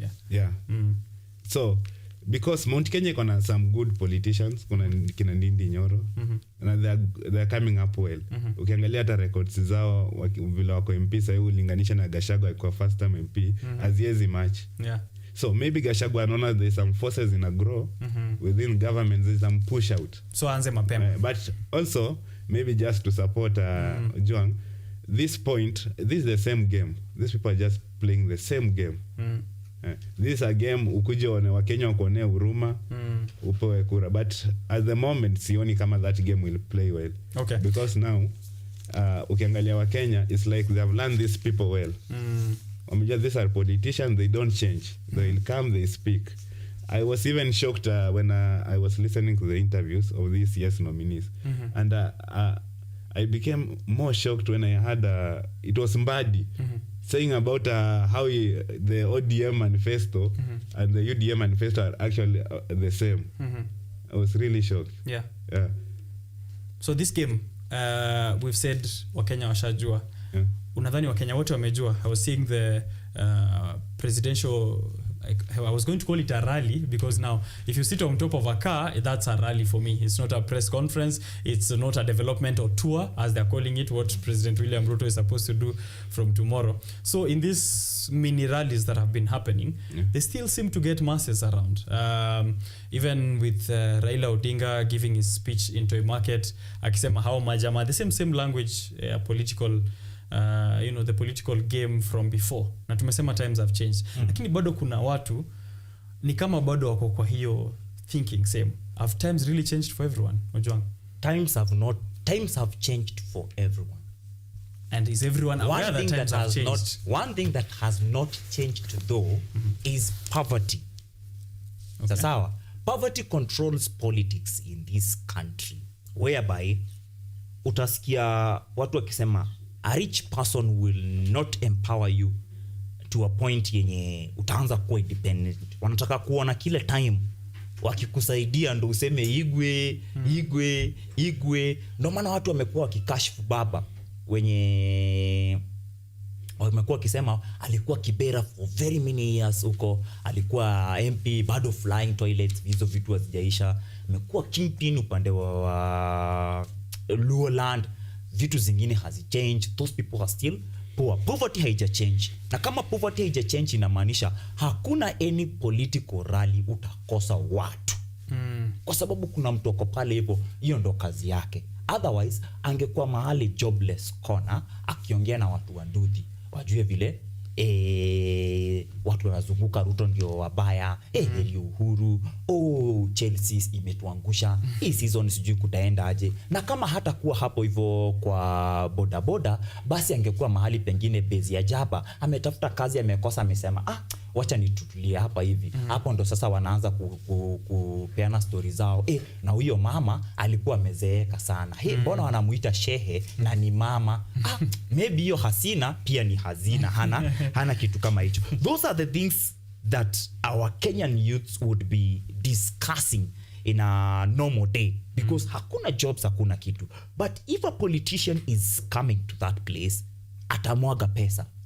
Badala niende huko hivyo tukakae hapo hivyo, hata watu wa bodaboda hiyo siku wanaweza kosa kukubeba, wakimbie mahali kuna politician, wapate thao waanze kununua mafuta na vitu kama hizo. So juu ya poverty bado tutaendelea kufuata hawa politicians. Chenye watatuambia the narratives they want to sell, bado watatumia watu wako. But hata wakifanya hivyo, they are now woke, they know. Yes. Wanajua tuko hapa manzeni juu ya poverty. But huyu mjamaa, kwani kutoka 2022 watu wangapi umesikia wamekuwa wakipiga DP Rigathi Gachagua? Yet saa hizi kila mtu anamsanitizer. They are the likes of people like Betty Maina, who is woman rep Murang'a County. She has been there saying that at a table, hii swali yenye unauliza ya nani mmoja mwenye kwa after sasa Betty Maina yeye anasema ati hiyo impeachment motion ikifika kwa bunge nitaweka kila mtu, nitawaambia kila mtu, nitawaandika wote. Juu ni kitu cha kufichwa. Kama ni kitu cha kufichwa huenda hakiko ni kipindi. Unaona? Ni kipindi. Otherwise wangekuwa kama walikuwa na nguvu ya kutaja NIS director Nurdin Haji. Utashindwa aje kutaja MP? Yes, for sure. Anataka kupeleka impeachment. Kweli. Read it for yourself, that story on page 4. The title in page 4 is "If I am impeached, I will live with my head held high," says DP Gachagua. And I'm just going to read a few of his quotes from the weekend. He says, "I'm not scared if my mistakes are to defend my people. I'm guilty. I don't have the money to bribe the MPs to protect my job. It is Kenyans, especially the Mount Kenya people, who supported me and Ruto overwhelmingly. It's not MPs who elected me." So he's thrown the MPs under the bus there. "The president did not tell me that Raila was coming with his people to government to get rid of me. He said they were coming to help and I believed him." Sounds like a journal entry from DP Ruto's time in 2019.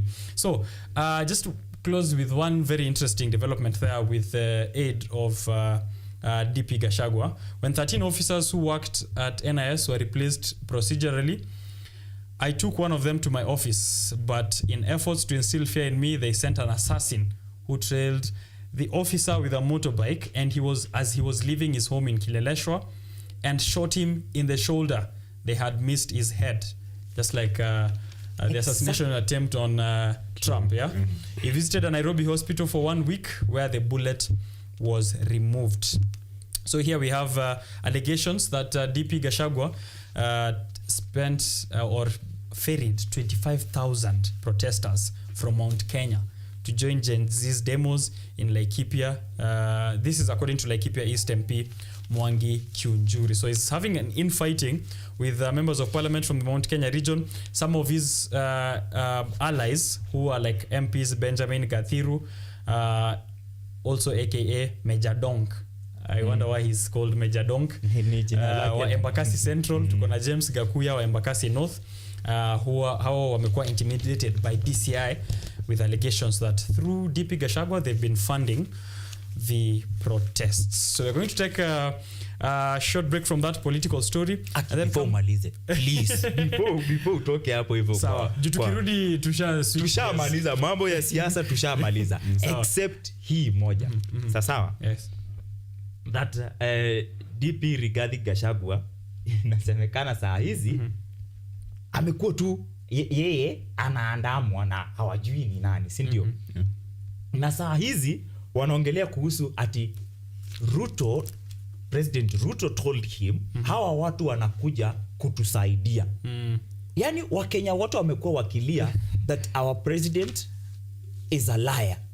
You've heard from press conferences in State House, President being asked by journalists, Kenyans have lost confidence in what you would call your truths. Kuna watu bado wanakuaga wanamwamini, na sasa hata wao, his number 2 is now confessing. Alinidanganya. Nilichochwa kama nyinyi, unaona? Sasa hizi imekuwa ni kama nyinyi, nilichochwa kama nyinyi. Aliniambia atakuja kusaidia na mimi nikamsikiza. Why is it different when Uhuru had called the same person akuje asaidie? Wakasema huyu hawezi. DP Rigathi Gachagua anasema akiwa juu ya gari kwa rallies that huyu mjamaa alikuja akakoroga kijana yetu akatupa DP wake. Huyo mjamaa hatuwezi taka kumkubali anywhere.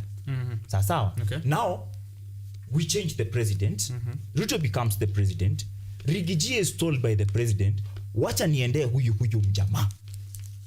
mjamaa wa vitendawili, huyu mganga akuje atusaidie. And he says I believed them. Sikujua wanakuja kunidanganya. What would you expect when you have no party of your own? Yes, you have MPs wenye inasemekana kama saizi you are funding. It's said that amekuwa kifund maandamano through kupatia kina anaitwaje Major Donk na huyu mwingine wa Embakasi Central. Anaitwaje? Acha tupate jina yake hapa kwenye standard. Wanashindana na nani for UDA chairman. chairman of Nairobi.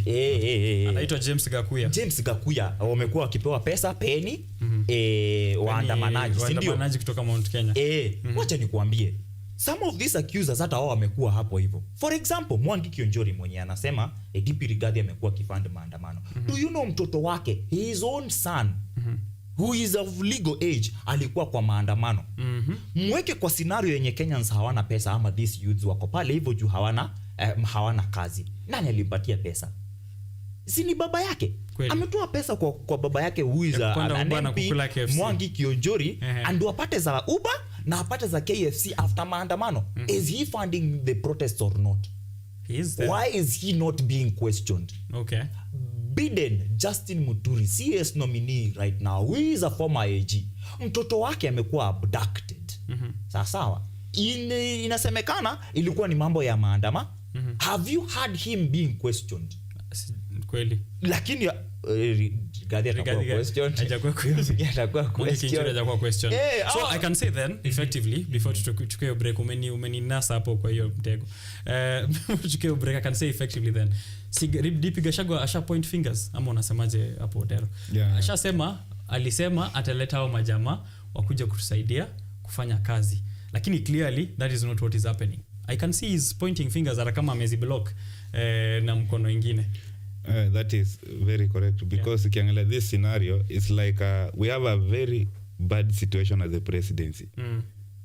Because hata watu wanalalamika about the president, now Gachagua amekam this side about analalamika about the president. There's a lot of lies coming out from the presidency. Yes. And the people around there. Okay. So the Constitution of Kenya, wacha nifunge nayo hapo. Kweli nimeangusha hapo kitu. Constitution of Kenya, the removal of the deputy president. It's something I want us to look at just now before we go out. It's chapter, that should be chapter 9 at 150. Yes, chapter 9, that is part 1, the executive, and it's also hapo 150. I will get that in a short while. Tukirudi nitakusomea what the constitution says on the removal of the deputy president. Alafu swali ni if he's impeached, nani anafaa kuchukua hapo next? Anafaa appoint a new deputy president who didn't run with him? Should we vote again since they came as a package?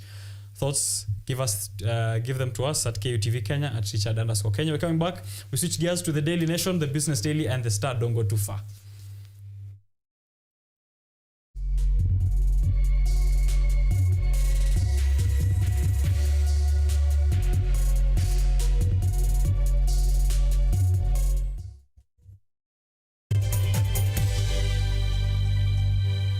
Are you an aspiring media practitioner, a graduate, or you just want to advance your skills in television production? Then welcome to Kenyatta University, where education meets innovation.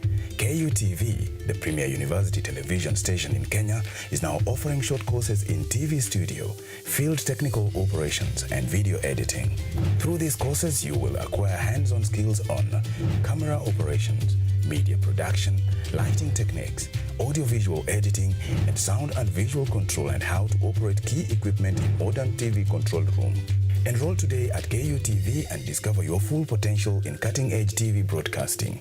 Graduates of these courses will receive professional certificates. For more information, visit our offices at KUTV Studios or call us on 020-870-4252 or 020-870-4255 or SMS us on 0739-110-544. KUTV, a new experience.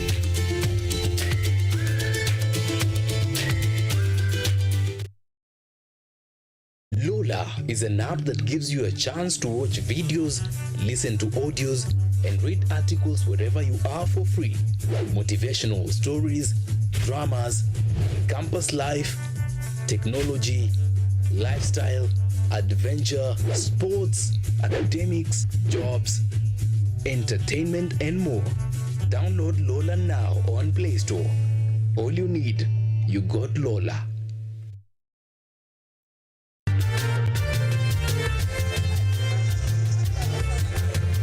Ni nguzo na uso wa jamii. Kupanda shuka, akawa tuzo. ukakamavu wake, ukati na kumfanya mwenye bidii. Kwa machozi na makeke, akabaini jinsi ya kuweni. Huyu ni mwanamke ngangari kwa jinsi alivyo ng'ari. Mimi ni mwanamke mwake. Usikose kutazama kipindi cha mwanamke mwake, nami Caroline Kimwele.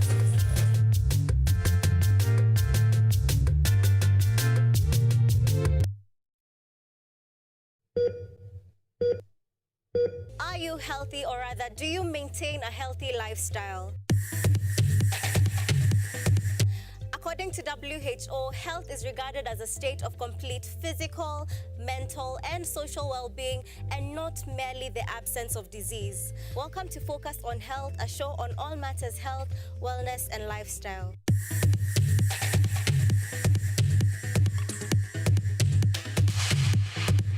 On this show, we cover a wide variety of topics inclusive of, but not limited to, dental, optical, mental, reproductive health, and so much more. Join me, Joy Bofenda, every Thursday at 7:30 p.m. on KUTV for compelling insights and discussions on all matters health. See you then. Focus on Health, your weekly dose of health and wealth information on KUTV.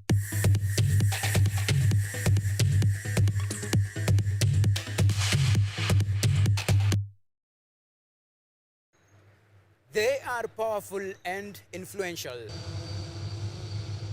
They make decisions in politics, education, finance, agriculture, health, sports, and all aspects of human life. But the impact of their decisions falls on you, the common citizen. KUTV Primetime News Thursday, we ask bold questions and pursue answers to the core to bring you closer to the story. We couldn't have it any other way. Join me, Auma Evans, as I raise matters of social concern to raise your voice from the background to the foreground.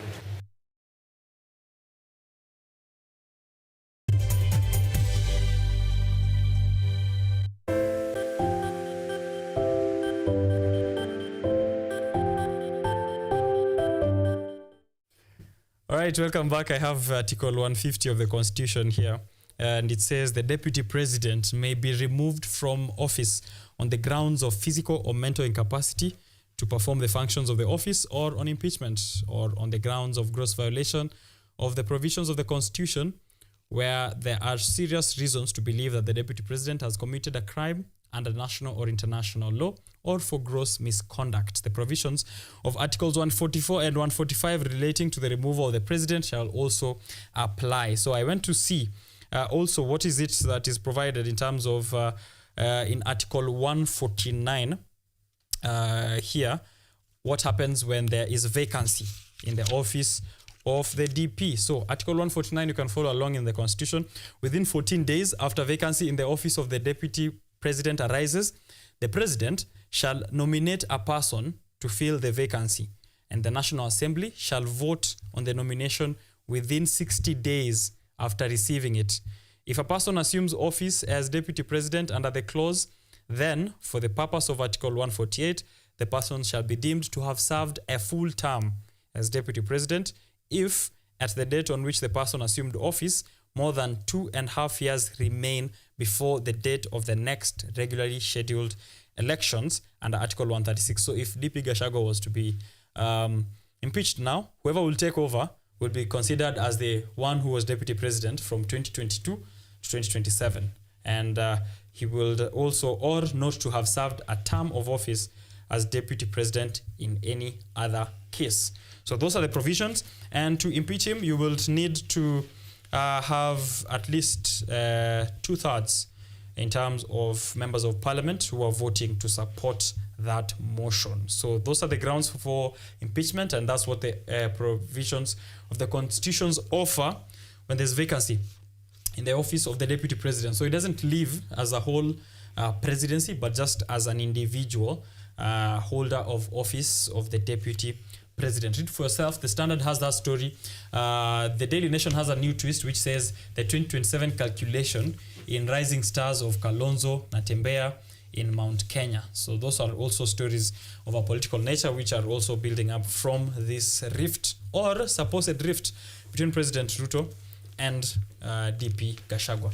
Richard, I'd like us to have you bring us to speed with the Daily Nation, the top story there, and then we can get into other stories.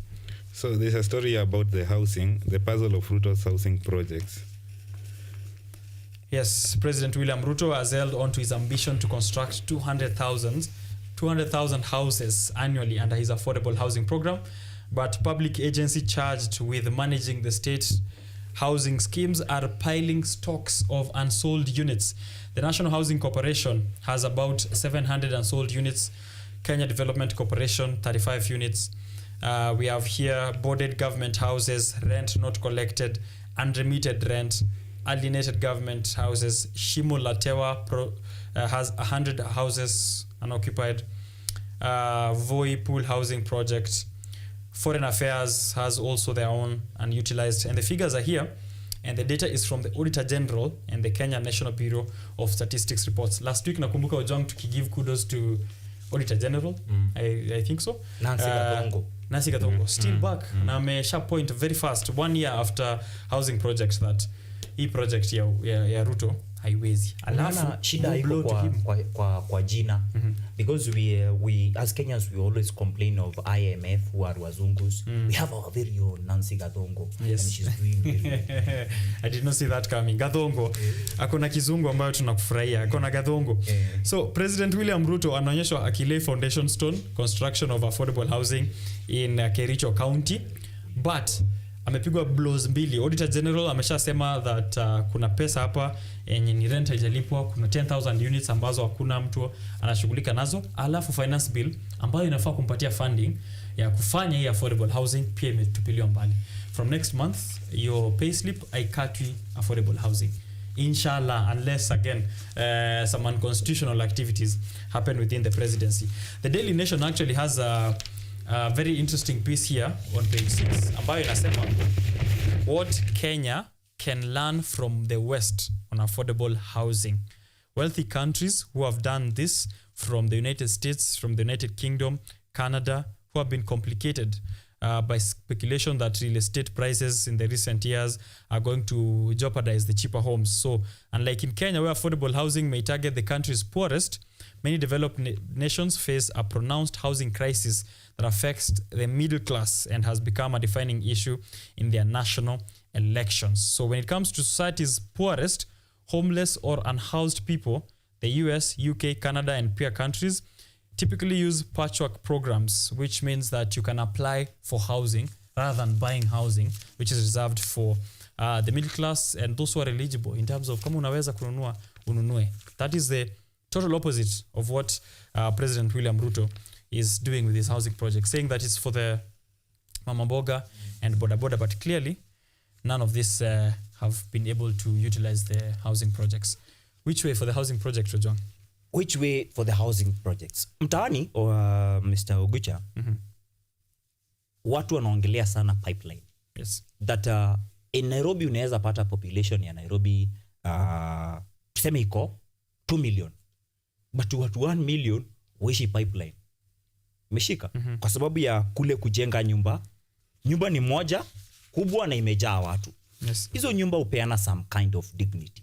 Saizi unasema ya kwamba ama magazeti yanasema ya kwamba hizi nyumba ni za middle income. Yes. Sindio?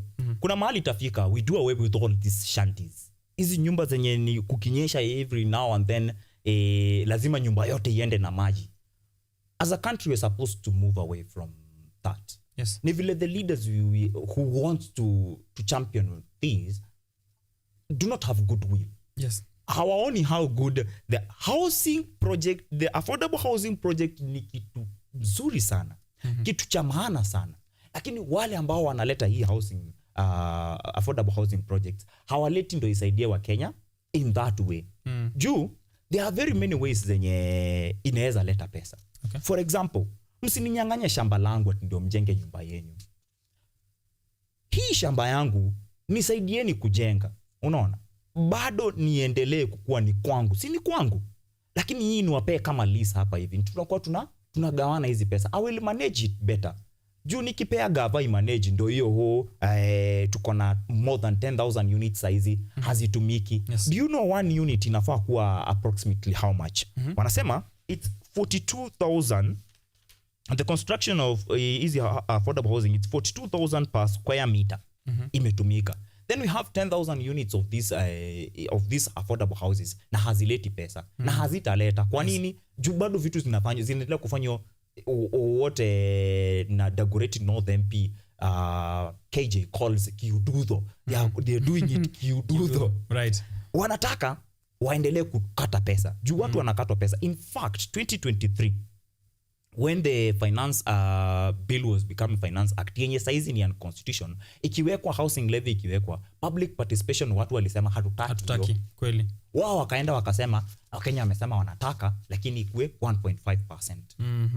Koti ama mahakama ikasema hapana, this thing is unconstitutional. Sawa. Kuna time walipewa ka stay order hapo hivyo. Wali backdate. Wakasema hii kitu ilikuwa happen from July. So yes, August ndio imekubaliwa 2023, but tunaanza kucollect hizi pesa from July. Saa hizi mahakama tayari ishasema tena. Yes. That whole finance act ya 2023 is unconstitutional. Please throw it under the bus. Stop throwing one another under the bus. Throw the finance act. Sawa. Yeah. Ikishafanyika hivyo, hizo pesa zote tayari zishakolektiwa saa hizi. Zitarudishwa wenyewe. Zitarudishwa, washasema kwamba hakuna refunding. Imagine hiyo wewe umesema. Hizi pesa zote zenye zimekolektiwa hivi sasa, ama hizo nyumba zote zenye zimejengwa, zitaenda wapi? Zitafanywa ofisi yetu walikuwa washakata watu pesa in the name of ni affordable housing. Utapata zitaanza kuwa kama zile nyumba zinaitagwa za kajo. So old, no one manages them. Watu wenye uishi huko ndani ni civil servants wenye walisha get comfortable na the 20,000 they get paid every now and then, plus hiyo nyumba kama housing allowance, they don't maintain it. Yes. But what if walikuwa lao wewe nyumba yako wakwambie tu okay, like right now they have plans the government has plans za kuchukua Isili. Na Isili sasa airbase kwanza inaondoka. Let this go on record. Airbase inaondoka. Because the government introduced a conversation. Na hiyo conversation ilikuwa imepigwa sana na kina Jerotich say. Walitumia Governor Sakaja kuipush. That sasa tumepea watu leseni ya kupandisha nyumba juu. Lakini wasipitisha 30 meters. Sasa that flats, see 30 meters, 30 flats high. Sindio? Yes. So, tuweke nyumba kadhaa 30 flats around Eastleigh kwenye malls zina rise every now and then. Unasikia Msomali fulani amesongea kaka yake Msomali wame raise another mall. Ingine inakuja ndo biggest. Kila time unasikiaga biggest mall in East Africa. Alafu tunakaka unasikia ingine. Hizi ndege ambazo uland more airbase zitapata mahali kweli? Zitaweza. Tutaendelea hivyo usikie tunawasukuma wote na nyuki. Tuseme ina nyuki kuna land kubwa sana, Isiolo kuna land kubwa sana. In fact wako na ka airport hapo hivyo. Au ka airport juu ni kadogo na ni kama akasaidii. Wacha ipezi iende huko. Watakuwa kisaidiana sana na kina Batuku huko hivyo wanafunzwa vita. Yes. Wakenya wakuja waambiwe si hiyo ni kitu nzuri. Now we are an non-NATO ally. Yes. We are not NATO but we are allies. NATO but we are allies. Aya, US waanze kuleta jeshi lao huku. Si wataenda huko. Tuanze kuambiwa sasa kuna ile kama exchange program. Yenye unasikiaga students wa Kenyatta University wameenda sijui Harvard. Wale wengine wameenda Yale. Hivyo ndivyo jeshi itaanza kufanyika. Watoke sasa wote Eastleigh. Na hazo wanatoka tu kidogo hivi. Unasikia mama fulani amenyang'anywa shamba. Kuna kesi zimejaa. Mama fulani amenyang'anywa shamba, tycoon ashawekelea mall, affordable mall. Alafu wanaanza kukuambia hii mall hakuna haja tubomoe. Wanaanza kurudi kwa zile narratives kama za baba yao wakisema, "Nao tushajenga hapa hivi mnasema ni river hakuna shida." Simchukue maji mweke place nyingine. Hivyo ndivyo hawa watu wenye hawana pesa wanaambiwa. Shamba ni lao. Lakini unapewa 4 million. Haukuwa na plans za kuuza na shamba inaenda. So affordable housing huko ndo inaelekea. Haiko hata tufai kuwa tunaongelea affordable housing. Tunafaa kuwa tukiongelea watu watarudishiwa pesa wapi. Ndio tuanze afresh. Because as a matter of fact hatuna hata finance bill yenye ni ya this government. Tunafaa kutumia ile ya Uhuru Kenyatta ya mwisho. So hustler anatawala, bila Finance Act. Kweli. And I like what you've said there, goodwill, kwa sababu even in the story that is on page 6 of the Daily Nation, which says what we can learn from the West on affordable housing, many of these governments provide affordable housing by giving subsidies. So either to developers, yule ambaye anajenga nyumba, ambaye ni landlord, anapatiwa subsidy ya kujenga, which means if eventually they will now apply this on the rental costs. For example, they are showing that interventions to see in New York, if your family has a combined income of less than $62,150 a year, you're eligible for rental subsidies. Hiyo ni yani kama mna pesa chini ya mita 7 kwa mwaka. Hiyo ni kila mtu Kenya, almost kila mtu Kenya anafaa kuwa amepatiwa. Yes, anafaa kuwa anapatiwa that kind of rental subsidy, ambayo is way better than kunijengea nyumba alafu uniforce. Hii ya Kenya ni karata. Remember bado kumekuwa na allegations. Let me call them allegations. Yes. Though tunajua alisemalo walipo. That pesa za housing levy zinatumika kununua treasury bonds. Yes. So wamechukua pesa za hawa Kenya kila mtu 1.5%. Umezita allegations. I can confirm that PS Kinga, yes, alisema hivyo. Quoted on the Business Daily. I just need to get the exact date. So wameongeza excise tax on betting. Ndo wapunguze mambo ya betting. Wanafinya sana pale hivyo sport pesa. But wao wanabet on our money. Wanachukua pesa zako 1.5%. Kweli. Badala ya wajenge hizo nyumba wanasema wanazibet kwanza. Treasury bond wanasemaga ndo iive fiti inachukuaga 10 years. Wao washapiga hesabu ya kwamba by the time tunatoka hapa hivi ofisi ni 10 years. So kama tumejipanga vizuri tutakuwa tumeingiza kitu. Richard. Na bado process kabla tujaenda kwa the other Richard. But there is a founding member of Richard's jua kwa na nini ya youth space. Wow. Hizi nyumba after umetolewa hizo pesa zote na zimeenda wamenunua treasury bonds. Wewe time ya kupata ukitaka, imagine sio rahisi. Na umekuwa ukikatwa na ni pesa yako. Maybe hata uhitaji juu maybe uko na nyumba. Affordable housing. Tufanyaje we get, because we need it actually. Let's not also say that we do not need it. Affordable housing is a good initiative on face value for Kenyans to ensure that, of course, the rental incomes is something that we can sustain.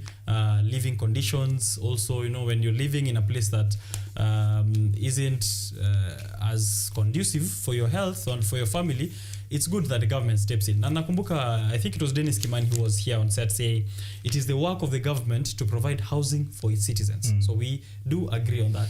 But what is the best way? Maybe just to add on what Ojwanga said, the other ways we have learned or that you speculate could be the best to approach this. So there's something I want to connect with the Constitution. Okay. And I think the comprehensive analysis of the Constitution, it talks about the people. Yes. And something that this government doesn't want to hear is listening to the people. So I want just to connect with the numbers here. That is on page 4. Okay. In 2019, number of houses constructed were 530. 2020, that is 2,670. 2021, that is 431. That is without introducing this thing of housing levy. So these houses were constructed. Now again, these are the words of the Auditor General saying, despite some of these projects having been completed several years ago, the houses have remained unsold and hence they continue to report as inventories. So I think the problem we have is the implementation of this thing. It is it's a nice idea. It is being done in other countries. Yeah. Now, the people are doing this thing. I think the implementation part has a big problem. Yeah. Because if you have these numbers of these houses that were constructed, hakuna mali government iliangalia kaona there was a problem, watu mbona wajanunua hizi nyumba. Na then the same government, now this new government inakuja na introduce another task to build more houses, and already these are occupied. Yeah. Now, there's a number here, 30,000, number of Kenyans saving on Boma Yangu, a voluntary government scheme to buy houses. 30,000 out of which number? 50 million. 50 million people. Only 30,000 are saving to the Boma Yangu. So I think now the government need to explain, and there's something that you have said about the putting subsidies on this program. Yes. To unapea mtu, the government introduce subsidies, watu wenyewe wanajenga. Then the time of buying, at least kunakuwa na waiver kwa watu ambao wanakujia the affordable housing. That will make sense. Then another thing, hizi nyumba hazijanunuliwa, which means the main problem is they are expensive. Yes. And the name is there are affordable housing which are not affordable. So, which means hata ukijaribu ku reflect back to the manifesto of the UDA government, these houses zinakuwa constructed with maybe the watu wako na pesa. Si hata kuinua ati walikuwa wanasema this watu wako na pesa wanapinga this housing levy because hawataki tusaidie watu ambao wana pesa. Yes. Now sisi zimekuwa constructed, mbona watu hawajazinunua, which means they are expensive. Yes. Yeah. All right, that is the update, and you can see it on page 4, 5, and 6. I like page 6 especially because it gives us a way forward in terms of seeing what other people are doing in other places. So that's what is there, the puzzle of Ruto's housing projects. A number of them, Auditor General showing here. 6 billion, Ojwang, hiyo ni pesa mingi sana kwa affordable housing, houses ambazo hata clearly hazijaweza kusaidia Mkenya yeyote. Turudi kwenye ulikuwa na kitu hapo ya kumalizia? A billion. Yes. We are talking about 6 billion on affordable housing. A billion. Yes. Na kitu inaweza jenga. Ama tuseme tu weka tu 1 billion kwa affordable housing. Alafu hizi pesa siziko. Si tuko na hizo 6 billion. Patia watu. Meshika. Yes. Usinyang'anye mtu shamba. Mpe. Mwambie hata hii ni mkopo. But how do you repay huu mkopo? Nitakuwa na share kwa hii nyumba yako up to a certain years. Hizo deals zenye wanaenda kupiga huko na kina Adani. By the way, story ya Adani hapo hivyo kwa nini? Kwa standard. Inaendelea kupandisha. Wacha nitaitafuta kabla nimalize. Kweli. So they are giving Adani a deal ya tutawapea lease ya 30 years. Then kutoka hapo hivyo tuwapee stake ya 18, si ndio? Yeah. Why can't they give those deals to Kenyans who own these lands zenye watu wanasema shamba langu linaibiwa? Yeah. Uwapee deal the same, mwambie sisi kama government we understand and we know that your land is valuable. Yes. We understand and we know hapa hivi tunaweza jenga affordable housing na usaidie watu wengi sana bila wewe kuteseka. Because affordable housing ikikuja inamaanisha the government will stake in hadi pesa za marketing. Watasukuma hiyo affordable housing, si ndio? Na juu wewe ndo mwenye nyumba bado utaensure that iko affordable, haiko expensive. Yes. Kenyans are doing it. Si watu wa buroti maguta. Wakikuja wakwambie nyumba ni 10k, wewe unakujaga una-analyze. Unaona hii nyumba it's worth 10k. Unaingia ama unawacha. So wakipartner na hawa wenye nyumba wapatie, hata tumesema si 6 billion, 1 billion watafute hawa watu. Wapee kila mtu mamilioni kadhaa. Jenga kwako. Then sisi kama government sisi tuchukue stake. Tuchukue stake. Lakini government inataka kila kitu. Na hii government ni a few individuals. Like the former transport and roads minister CS Murkomen anataka Adani ndio wakulie hapo. Bado tutasema government ndio iko ndani. Kweli. So one thing to make you angrier today in light of that Auditor General report, to construct a 765 million residence in South Africa for ambassador from Kenya. And this was the audit inspection was done in 2023. Hii nyumba ilijengwa 2015. Nyumba ni worth 765 million Kenyan shillings, but an audit has shown that it had been completed but has been remaining vacant and has not been furnished since then. In the circumstances, the department continued to incur unnecessary rental expenses for the deputy head of mission. Yani kuna mansion imejengwa, ambassador anafaa kwenda huko na imelipiwa 765 million, lakini yule ambaye anafaa kwa huko analipiwa rent kwingine.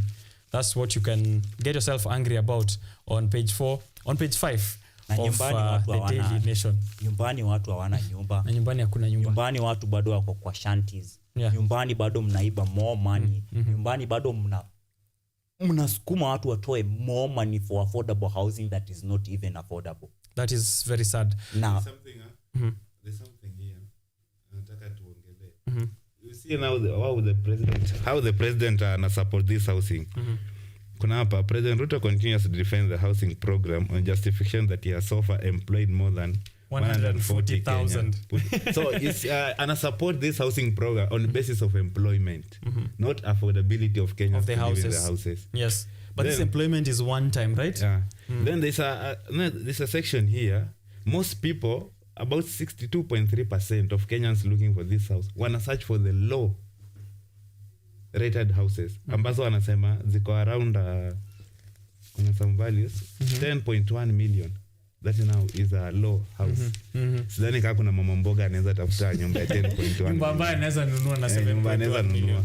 Right. So this and allowed also, I remember I think it was Ojwang who said it, if not someone else here, that these jobs that President William Ruto keeps speaking about, how many of them are engineers and versus how many of them are handymen, yeah, masons, watu wa kubeba mchanga, watu wa kubeba stima, watu wa ku fix plumbing, yeah. That's President William Ruto's offer for jobs. That plus Saudi Arabia, unaweza ona jobs ambazo president anataka tukue tukifanya yeye akiwa State House. In fact hata sitaenda tu huko hizo za majuu o Saudi Arabia and all that. Hapo kwa housing, affordable housing bado projects. Hakuna jobs hapo. What's a job, bro? If leo utaingia mjengo utusiwe na huyo foreman na kesho ufutwe, lakini kwa record iliandikwa hapo hivyo, bwana Richard Odero, the Kenya Kwanza government has given you a job, but next weekend hauko. I would say kazi mtaani is better than hizo kazi zenye zinapeana kwa affordable housing. Juu 1 week ushaenda na ukitoka hautawahi rudi tena unless you start looking for a certain politician, uanze kumlamba ndo akuconnect uingia hapo. Something yenye sijaona hadi kwetu Roysambu. We've had hizi affordable housing kila mahali, but Roysambu sijasikia, unaona? So Ruto akikuja Mount Kenya juu anapitiaga, unajua mdomo wa kwenda Mount Kenya ni Roysambu, Thika Road hivyo unashuka, si ndio? Akienda huko naongelelea affordable housing, yeye atawapea narrative gani? Atawaambia ni vijana wa gani hao wamewaajiri? Najua anasema hawa majamaa hawataki ni ajiri watu, na hawa majamaa nao he's working with them. Atawapea narrative gani? Inasemekana kwamba it's in the standard that ataenda Mount Kenya for 3 days. Yes, developmental tour. Hapo kwa affordable housing ambako Nancy Gathongo anasema hizi nyumba kuna hata zingine zenye zimekuwa hadi before housing levy ikue na hazitumiki. Atakuwa akisema anapeana jobs gani? Inakuwa aje ni employment. Na unaingia leo, kesho hauko na hautawahi rudi tena. Na pia building huisha.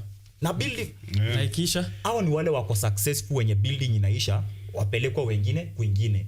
Wengine wanaisha before building kuisha. Wanaisha before building. Kweli.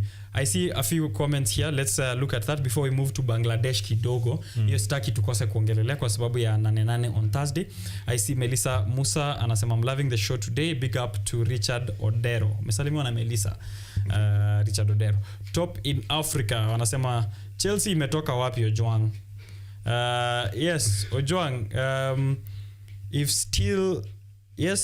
still poor public will show up for the incentive. Yes.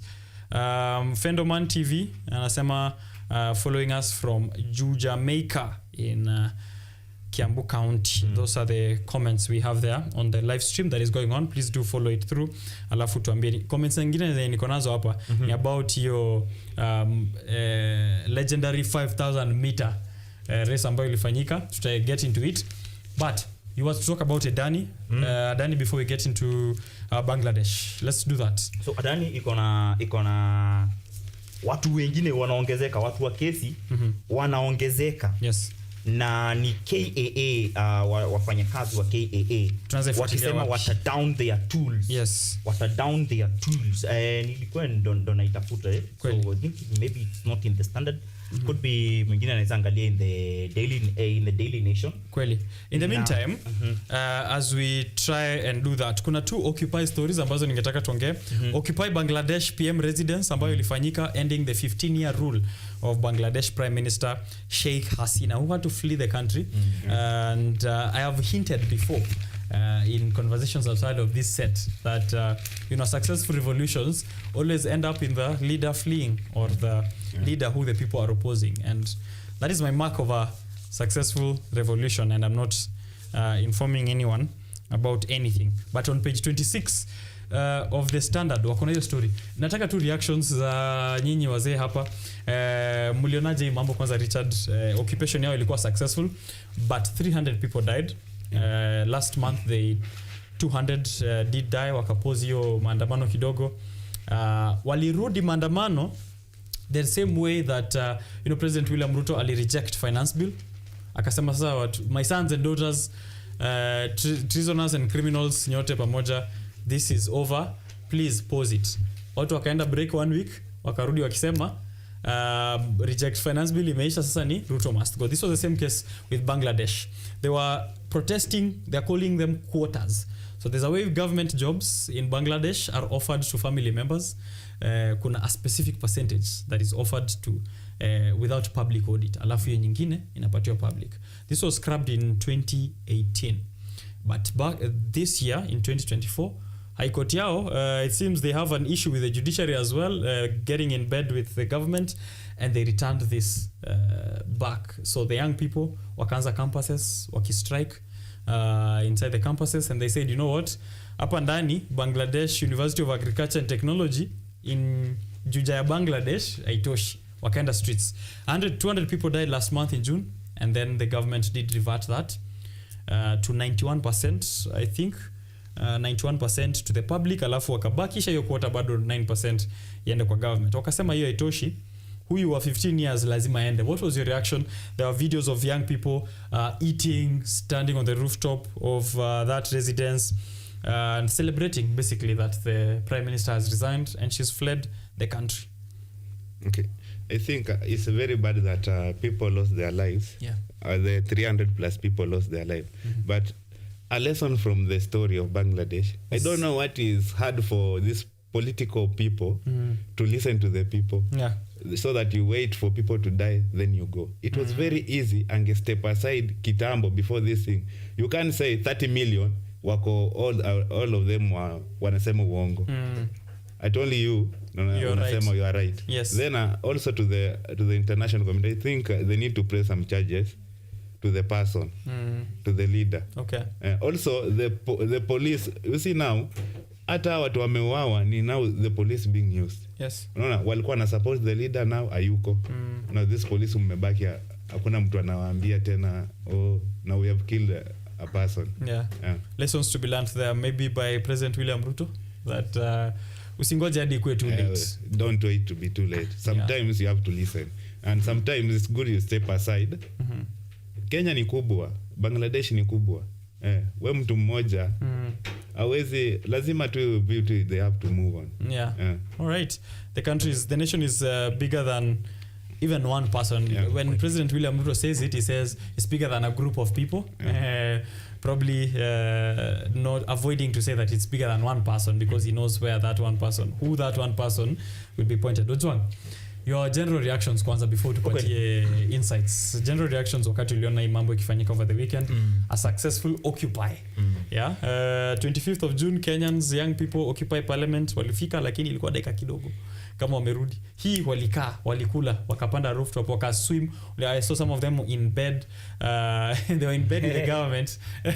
Niata alikuwa anauliza quite literally. Ya shosho yako. And it's a female prime minister. Yeah, shosho yako. Yeah. Shosha amekuwa in power for 15 years. 4 consecutive terms in a row. Ameingia ingine hii Januari, wakasema haiwezi. I respect the handlers of former prime minister of Shosh Sheikh Hasina.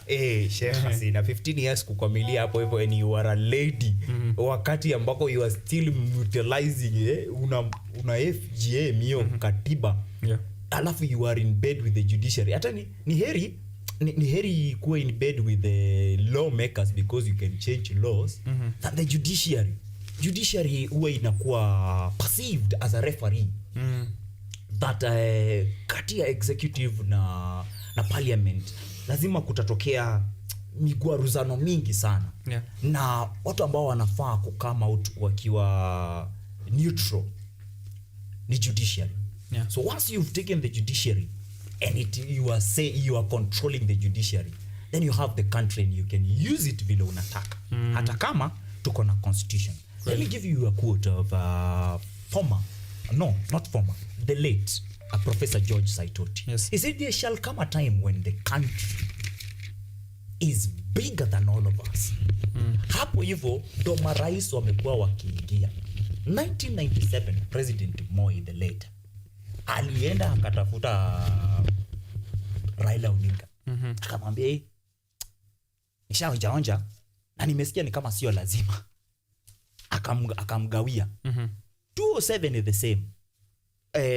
President Kibaki the late bado akasema nishaonja na nimesikia ni ukweli venye unasema, acha tugawane. Na watu wamekuwa bado wakisema haiwezi. Uhuru mara ngapi aliwahi muita former prime minister Raila Odinga mrogi, kimudo, kiguru, a madman. Mganga. Na bado in 2018 the grand handshake ili happen. Ruto since that handshake has been campaigning on a platform ya hawezi salimiana na huyo mzee. Saizi serikali ni ya machungwa. Umeshika. So it's not that important. Si lazima. But usingoje all these people to die for you to realize sio lazima. Kweli. It's good to listen sometimes. If not as a president, then as a father. There was an old lady who cried, and it's the mother to David Chege. He was killed during the protest. Alafu watu anashangaa sana mkisema watu wamepoteza maisha. Watu hawajapoteza maisha. Watu wameuliwa. Let's be honest on that point. That in Bangladesh, these people who died, esiati walitokea huko wanakuaga na shida za asthma, wakatokea tiaga sikarisho, wakashindwa kupumua, akakufa. No. Most of them were shot by police officers. The same case that is happening in Kenya. The sentiment is that the president who is still in power while the young people are being killed should not refer them to as his sons and daughters. These are his citizens and they are dying. Yeah, and then it's like he's confused on how to address them as. Okay. He doesn't know if he'll call us criminals. He doesn't know if he'll call us treasoners and afile yuko na wait sana. He doesn't know if he will call us sons and daughters na afile anatudanganya. Inafika mahali anatudanganya pia sasa. Anatudanganya. Kweli. Let me tell you a mistake that happened in Bangladesh and it has happened in Kenya, ni vile haijafikia to that magnitude. The defense forces are supposed to be defending a country's territory, the boundaries. Against external forces. Once you give an order for your defense forces to come in, now to start acting as police. Now these people have no personal vendetta with the people. You'll start seeing something yenye tayari ushaona Kenya. Siku yenye Kenya wanajeshi waliachiliwa, waandamanaji ama hawa wa Kenya wote wenye ni vijana wenye wametokea kuandamana walikuwa wanapelekana hivi aste na hawa wanajeshi. Those are the photos we see. Those are the videos that we see. So izletuambia aje in terms of public relations as an expert that the army and the people are together on that. Juu wamekuwa mahali wanasema kuna police brutalities, polisi wakiingia lazima kutokee rabsha, lakini jeshi wakikuja vitu zinatulia. Kweli. Unaona? So hawa wanajeshi kama wako hapo na wanapewa hiyo pressure na washafika State House, a place wanafaa kuguard. Yani mimi kama Mkenya mwenzako, a brother, hata si hivyo tuingie Bangladesh, walikuwa wanafika hapo hivyo wanasema sisi sote tunaumia, si ndio? Na haya maandamano tulianzisha campus. Kule kwanza walianzisha campus. I wonder what will happen after September when the universities are resuming. Juu watu wataanza kutoka huko ushago, uoga utaisha. Even if 8 haitafikia mahali wanataka, there is a time hawa youth wote wenye wamekuwa ni influential, the 18% watarudi campuses zao. Wakirudi campuses zao inamaanisha wako more organized. Na kama wako more organized then watafanya kitu. Unaona? So, badala ya tufike hapo kungoje hizi vitu zote, let's act according to the constitution. If the constitution is not good, then hapo hivyo ndio tunaingia tunaanza kusema kama vile watu wengine wanasema, okay, let's amend the constitution. Bangladesh, wanajeshi walionekana na hawa vijana. Peaceful. State House, ama kwao kunaitwaje? Palace. Palace inafaa kuwa a guarded place. but tumekuwa na wewe, tumetembea tumefika hapo. Sasa hiyo ndo una realize you are supposed to shoot me because nataka kuingia hapa hivi. Ama tushafika mpaka kitchen, nimeona wakikula mpaka kuku kule kwa shosho. Unajua ukienda kwa shosho lazima ulishe. Lazima ukule. Obviously hata hapa nchini Kenya, every time umeenda kwenyu, haijalishi kwenyu mnakuaga poa aje, your grandmother will have something for you. Kama umeenda Kisii, the matoke ziko, watu wa Murang'a pia matoke ziko, watu wa Nyandarua watapata waru, watu wa Ukambani watapata muthokoi. Watu wa Bangladesh watapata chicken. Watu wa Bangladesh ni kuku. Mwenye alikula vibaya sana I think ni wa rice. Well, speaking of rice, I wanted to bring in a very comical story from Nigeria. Amidst protests, yani protests zilikuwa mingi. Tumesema protests zikiwa mingi sana Nairobi, the government calls on the help of the KDF, ama on the call of the police. Nigeria walisema wapige rice. Wapatie rice, kila mtu apige bag ya rice. So here they distributed, President Tinubu presided over the distribution of 740 trucks of rice, which were distributed across 36 states, and which is each state receiving 20 trucks containing 1,200 bags of 25 kg rice. If you saw the video, which I will retweet on my timeline, check it out. Watu walikuwa hapo wanasonya 5 minutes later kila mtu na kichele. Hawajacheleweshwa. Hiyo haiwezi chelewa. Hiyo hawajacheleweshwa. But the one thing that I wanted to mention outside of that comical development from Nigeria is the fact that the language of every government seems to be the same.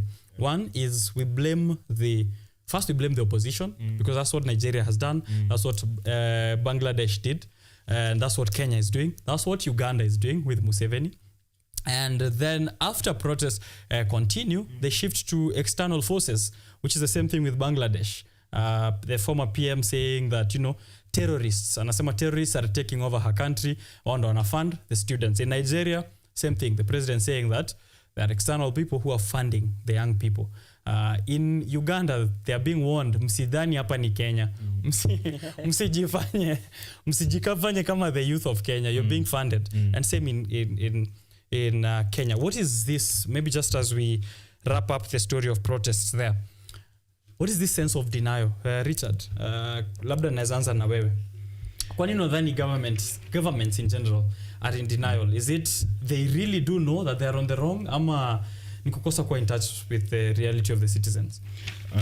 I think the situation hiyo kukosa kuwa in touch with the reality of the citizen, because ukiangalia this the people in power ni kama, I don't know how this power is sweet. That's a dangerous question to ask yourself. Najuku ukipata iko na some sweetness whereby hata kuna a point unafika wezi sikiza anybody ana try kukwambia the truth, unaona ni an enemy. So unaona like nimesoma something na which umeisema huyu the prime minister akisema the terrorists have taken over my town. Yes. So alikuwa I think ana refer anataka support from outside.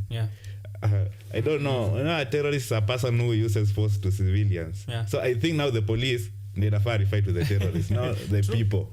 True. Because the police now tumia force to kill the civilians. All right. So that was a ploy to get help from the international front, which doesn't seem like she received until the last minute. Media reports say that she's fled to India. Tutakuwa tukiangalia tuone kama anapata. But now there's another thing in which nimetoa hapo. Ukiangalia about the countries inakuwa affected na protest, the army ndio inakuja ni kama ina protect the people. Yes. Because hata ukisikia statement ya the army officer alisema those people who did this watakuwa wote watashtakiwa. The people they have to wait, but wanawaomba because now see the army wakaomba watu wa stop the protest, waunde a new government. The same to Kenya. Uliona army na watu walikuwa wanasherehekea rather than the police. So it's also a good thing ni kama now the training that this army people go through it relates to the people. Then Ojwang, the police are the weak link in all of these revolutions. Will we say that? Kwa sababu it seems they're the only ones who keep siding with the oppressive state of the government. They are not the only ones who keep siding with the government or the oppressors. Because we are not saying that all governments are are oppressive in nature, that or a government should be oppressive in nature. Hatusemi hivyo.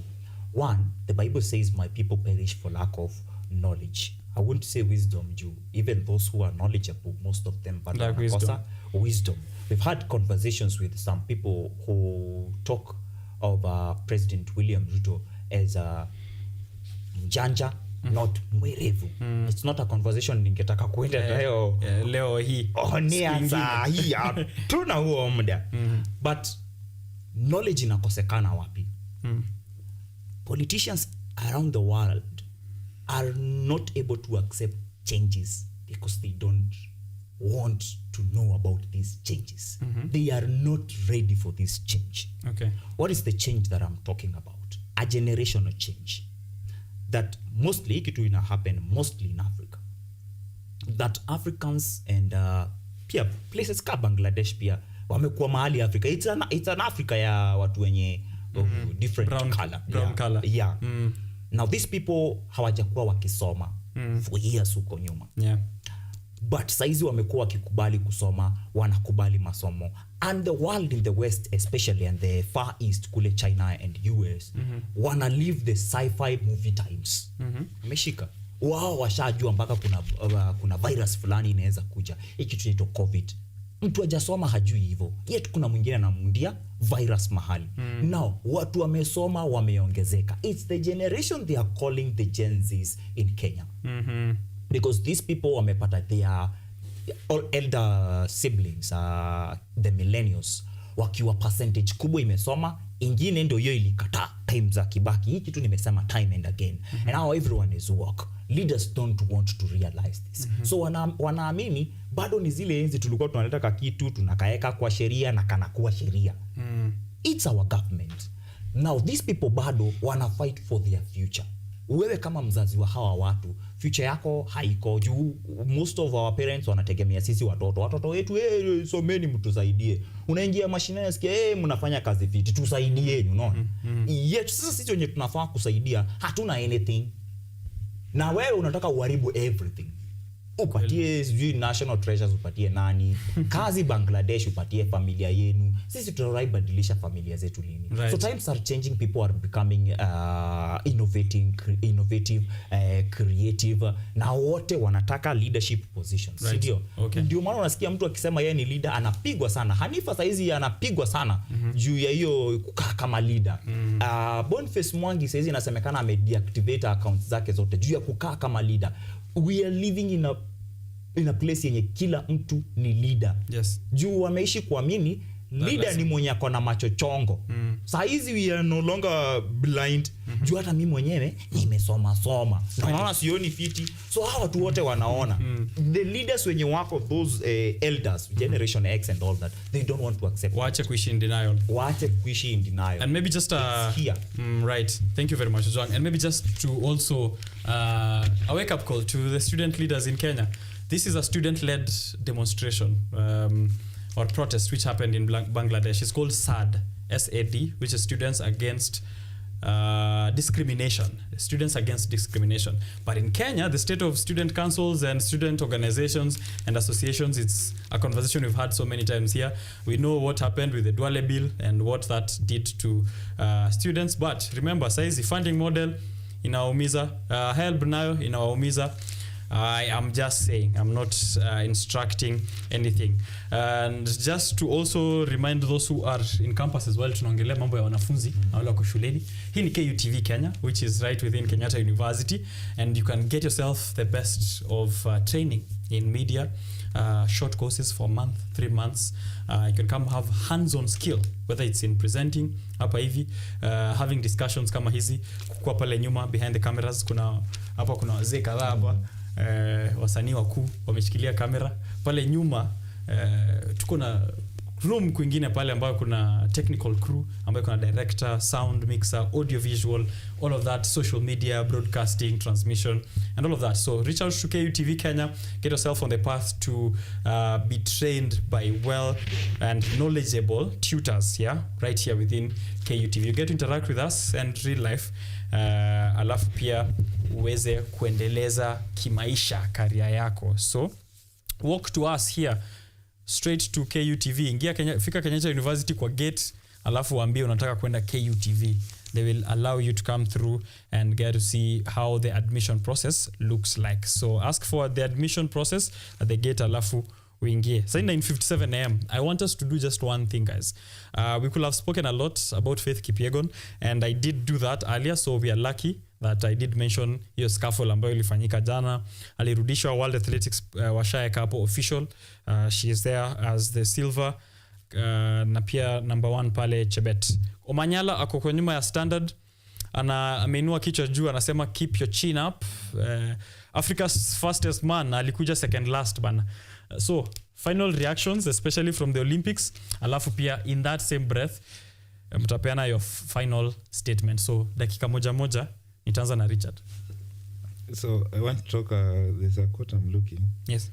About, it was said by Sifa Hassan. Mm-hmm. I mean, it's always drama with CJ. She pushed me last year. She's always pulling and pushing. I feel bad for Faith Kipyegon. I won't mind if she gets the silver back. Okay. So it's a trend. It's a trend for the... Amekuwa kipush watch. Ethiopia Airlines. Yani, mkona shida na sana na sisi. So I just want to... First, I'll congratulate Omanyala. Mm-hmm. He really tried. Because at USA, the fact that USA they won the race, they have never won the race for 20 years. And that is USA. So I want to congratulate Omanyala for the thing. We are still waiting for more goals. Yeah. I'm very passionate. Yeah. We'll get some more today. And maybe the day is coming. Okay. All right. Thank you very much. Na watu waangalie Youth Space, ndio? Yeah, Youth Space Kenya. Right. Yeah. Okay. Asante sana Richard. Ojwang, uko na 30 seconds. 30 seconds. Nita make sure na tumia hizo 30 seconds. Olympics in Paris 2024 have failed short of glory. We've known Olympics for years. We've always been excited about Olympics. They set the standard. But see the standards they've set for. Na hii ilianza mashida hadi before watu waende. Remember the former CA Sababu na Mwamba alikuwa kila wakati on X, wa Kenya wanalia. Hizi stories zimeenda mpaka kwa gazeti. Show us the list of people who are participating in Paris 2024. Who are they?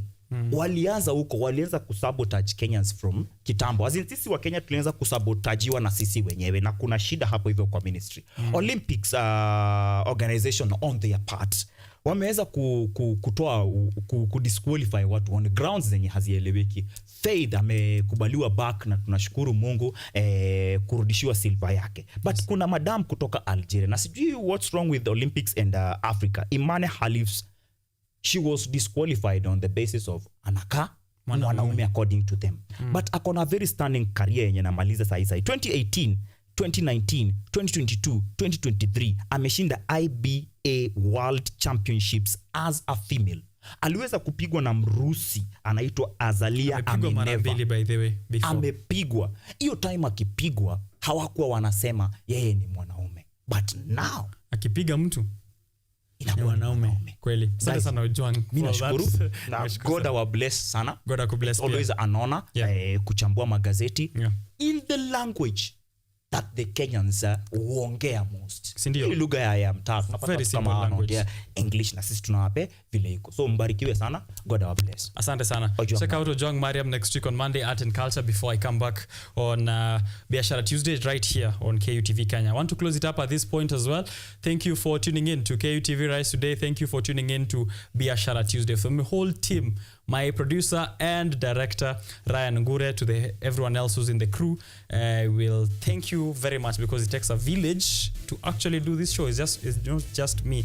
I'm just a representation of many people. I want to close it with a quote from Ayn Rand, who is formerly or late a philosopher, American philosopher, and also a writer and author. So this is what you need to think about. When I said earlier that Stan Lee, the creator of Marvel Comics, died with a net worth of 50 million USD, while currently Hassan Ali Joho holds around the same amount of money, and Kimani Ichung'wah also around the same amount of money, with no franchise of that global scale. This is a quote you need to think about for your week. It was written in 1957 and is truer than ever today. So this is what Ayn Rand said in a book called Atlas Shrugged. When you see that in order to produce, you need to obtain permission from men who produce nothing. When you see that money is flowing to those who deal, not in goods, but in favors. When you see that men get richer by graft and by pull than by work, and your laws don't protect you against them, but protecting them against you. When you see corruption being rewarded and honesty becoming a self-sacrifice, you may know that your society is doomed. May you have a great week, your profits high, your humor higher, so that you can laugh all the way to the bank. I'll see you around.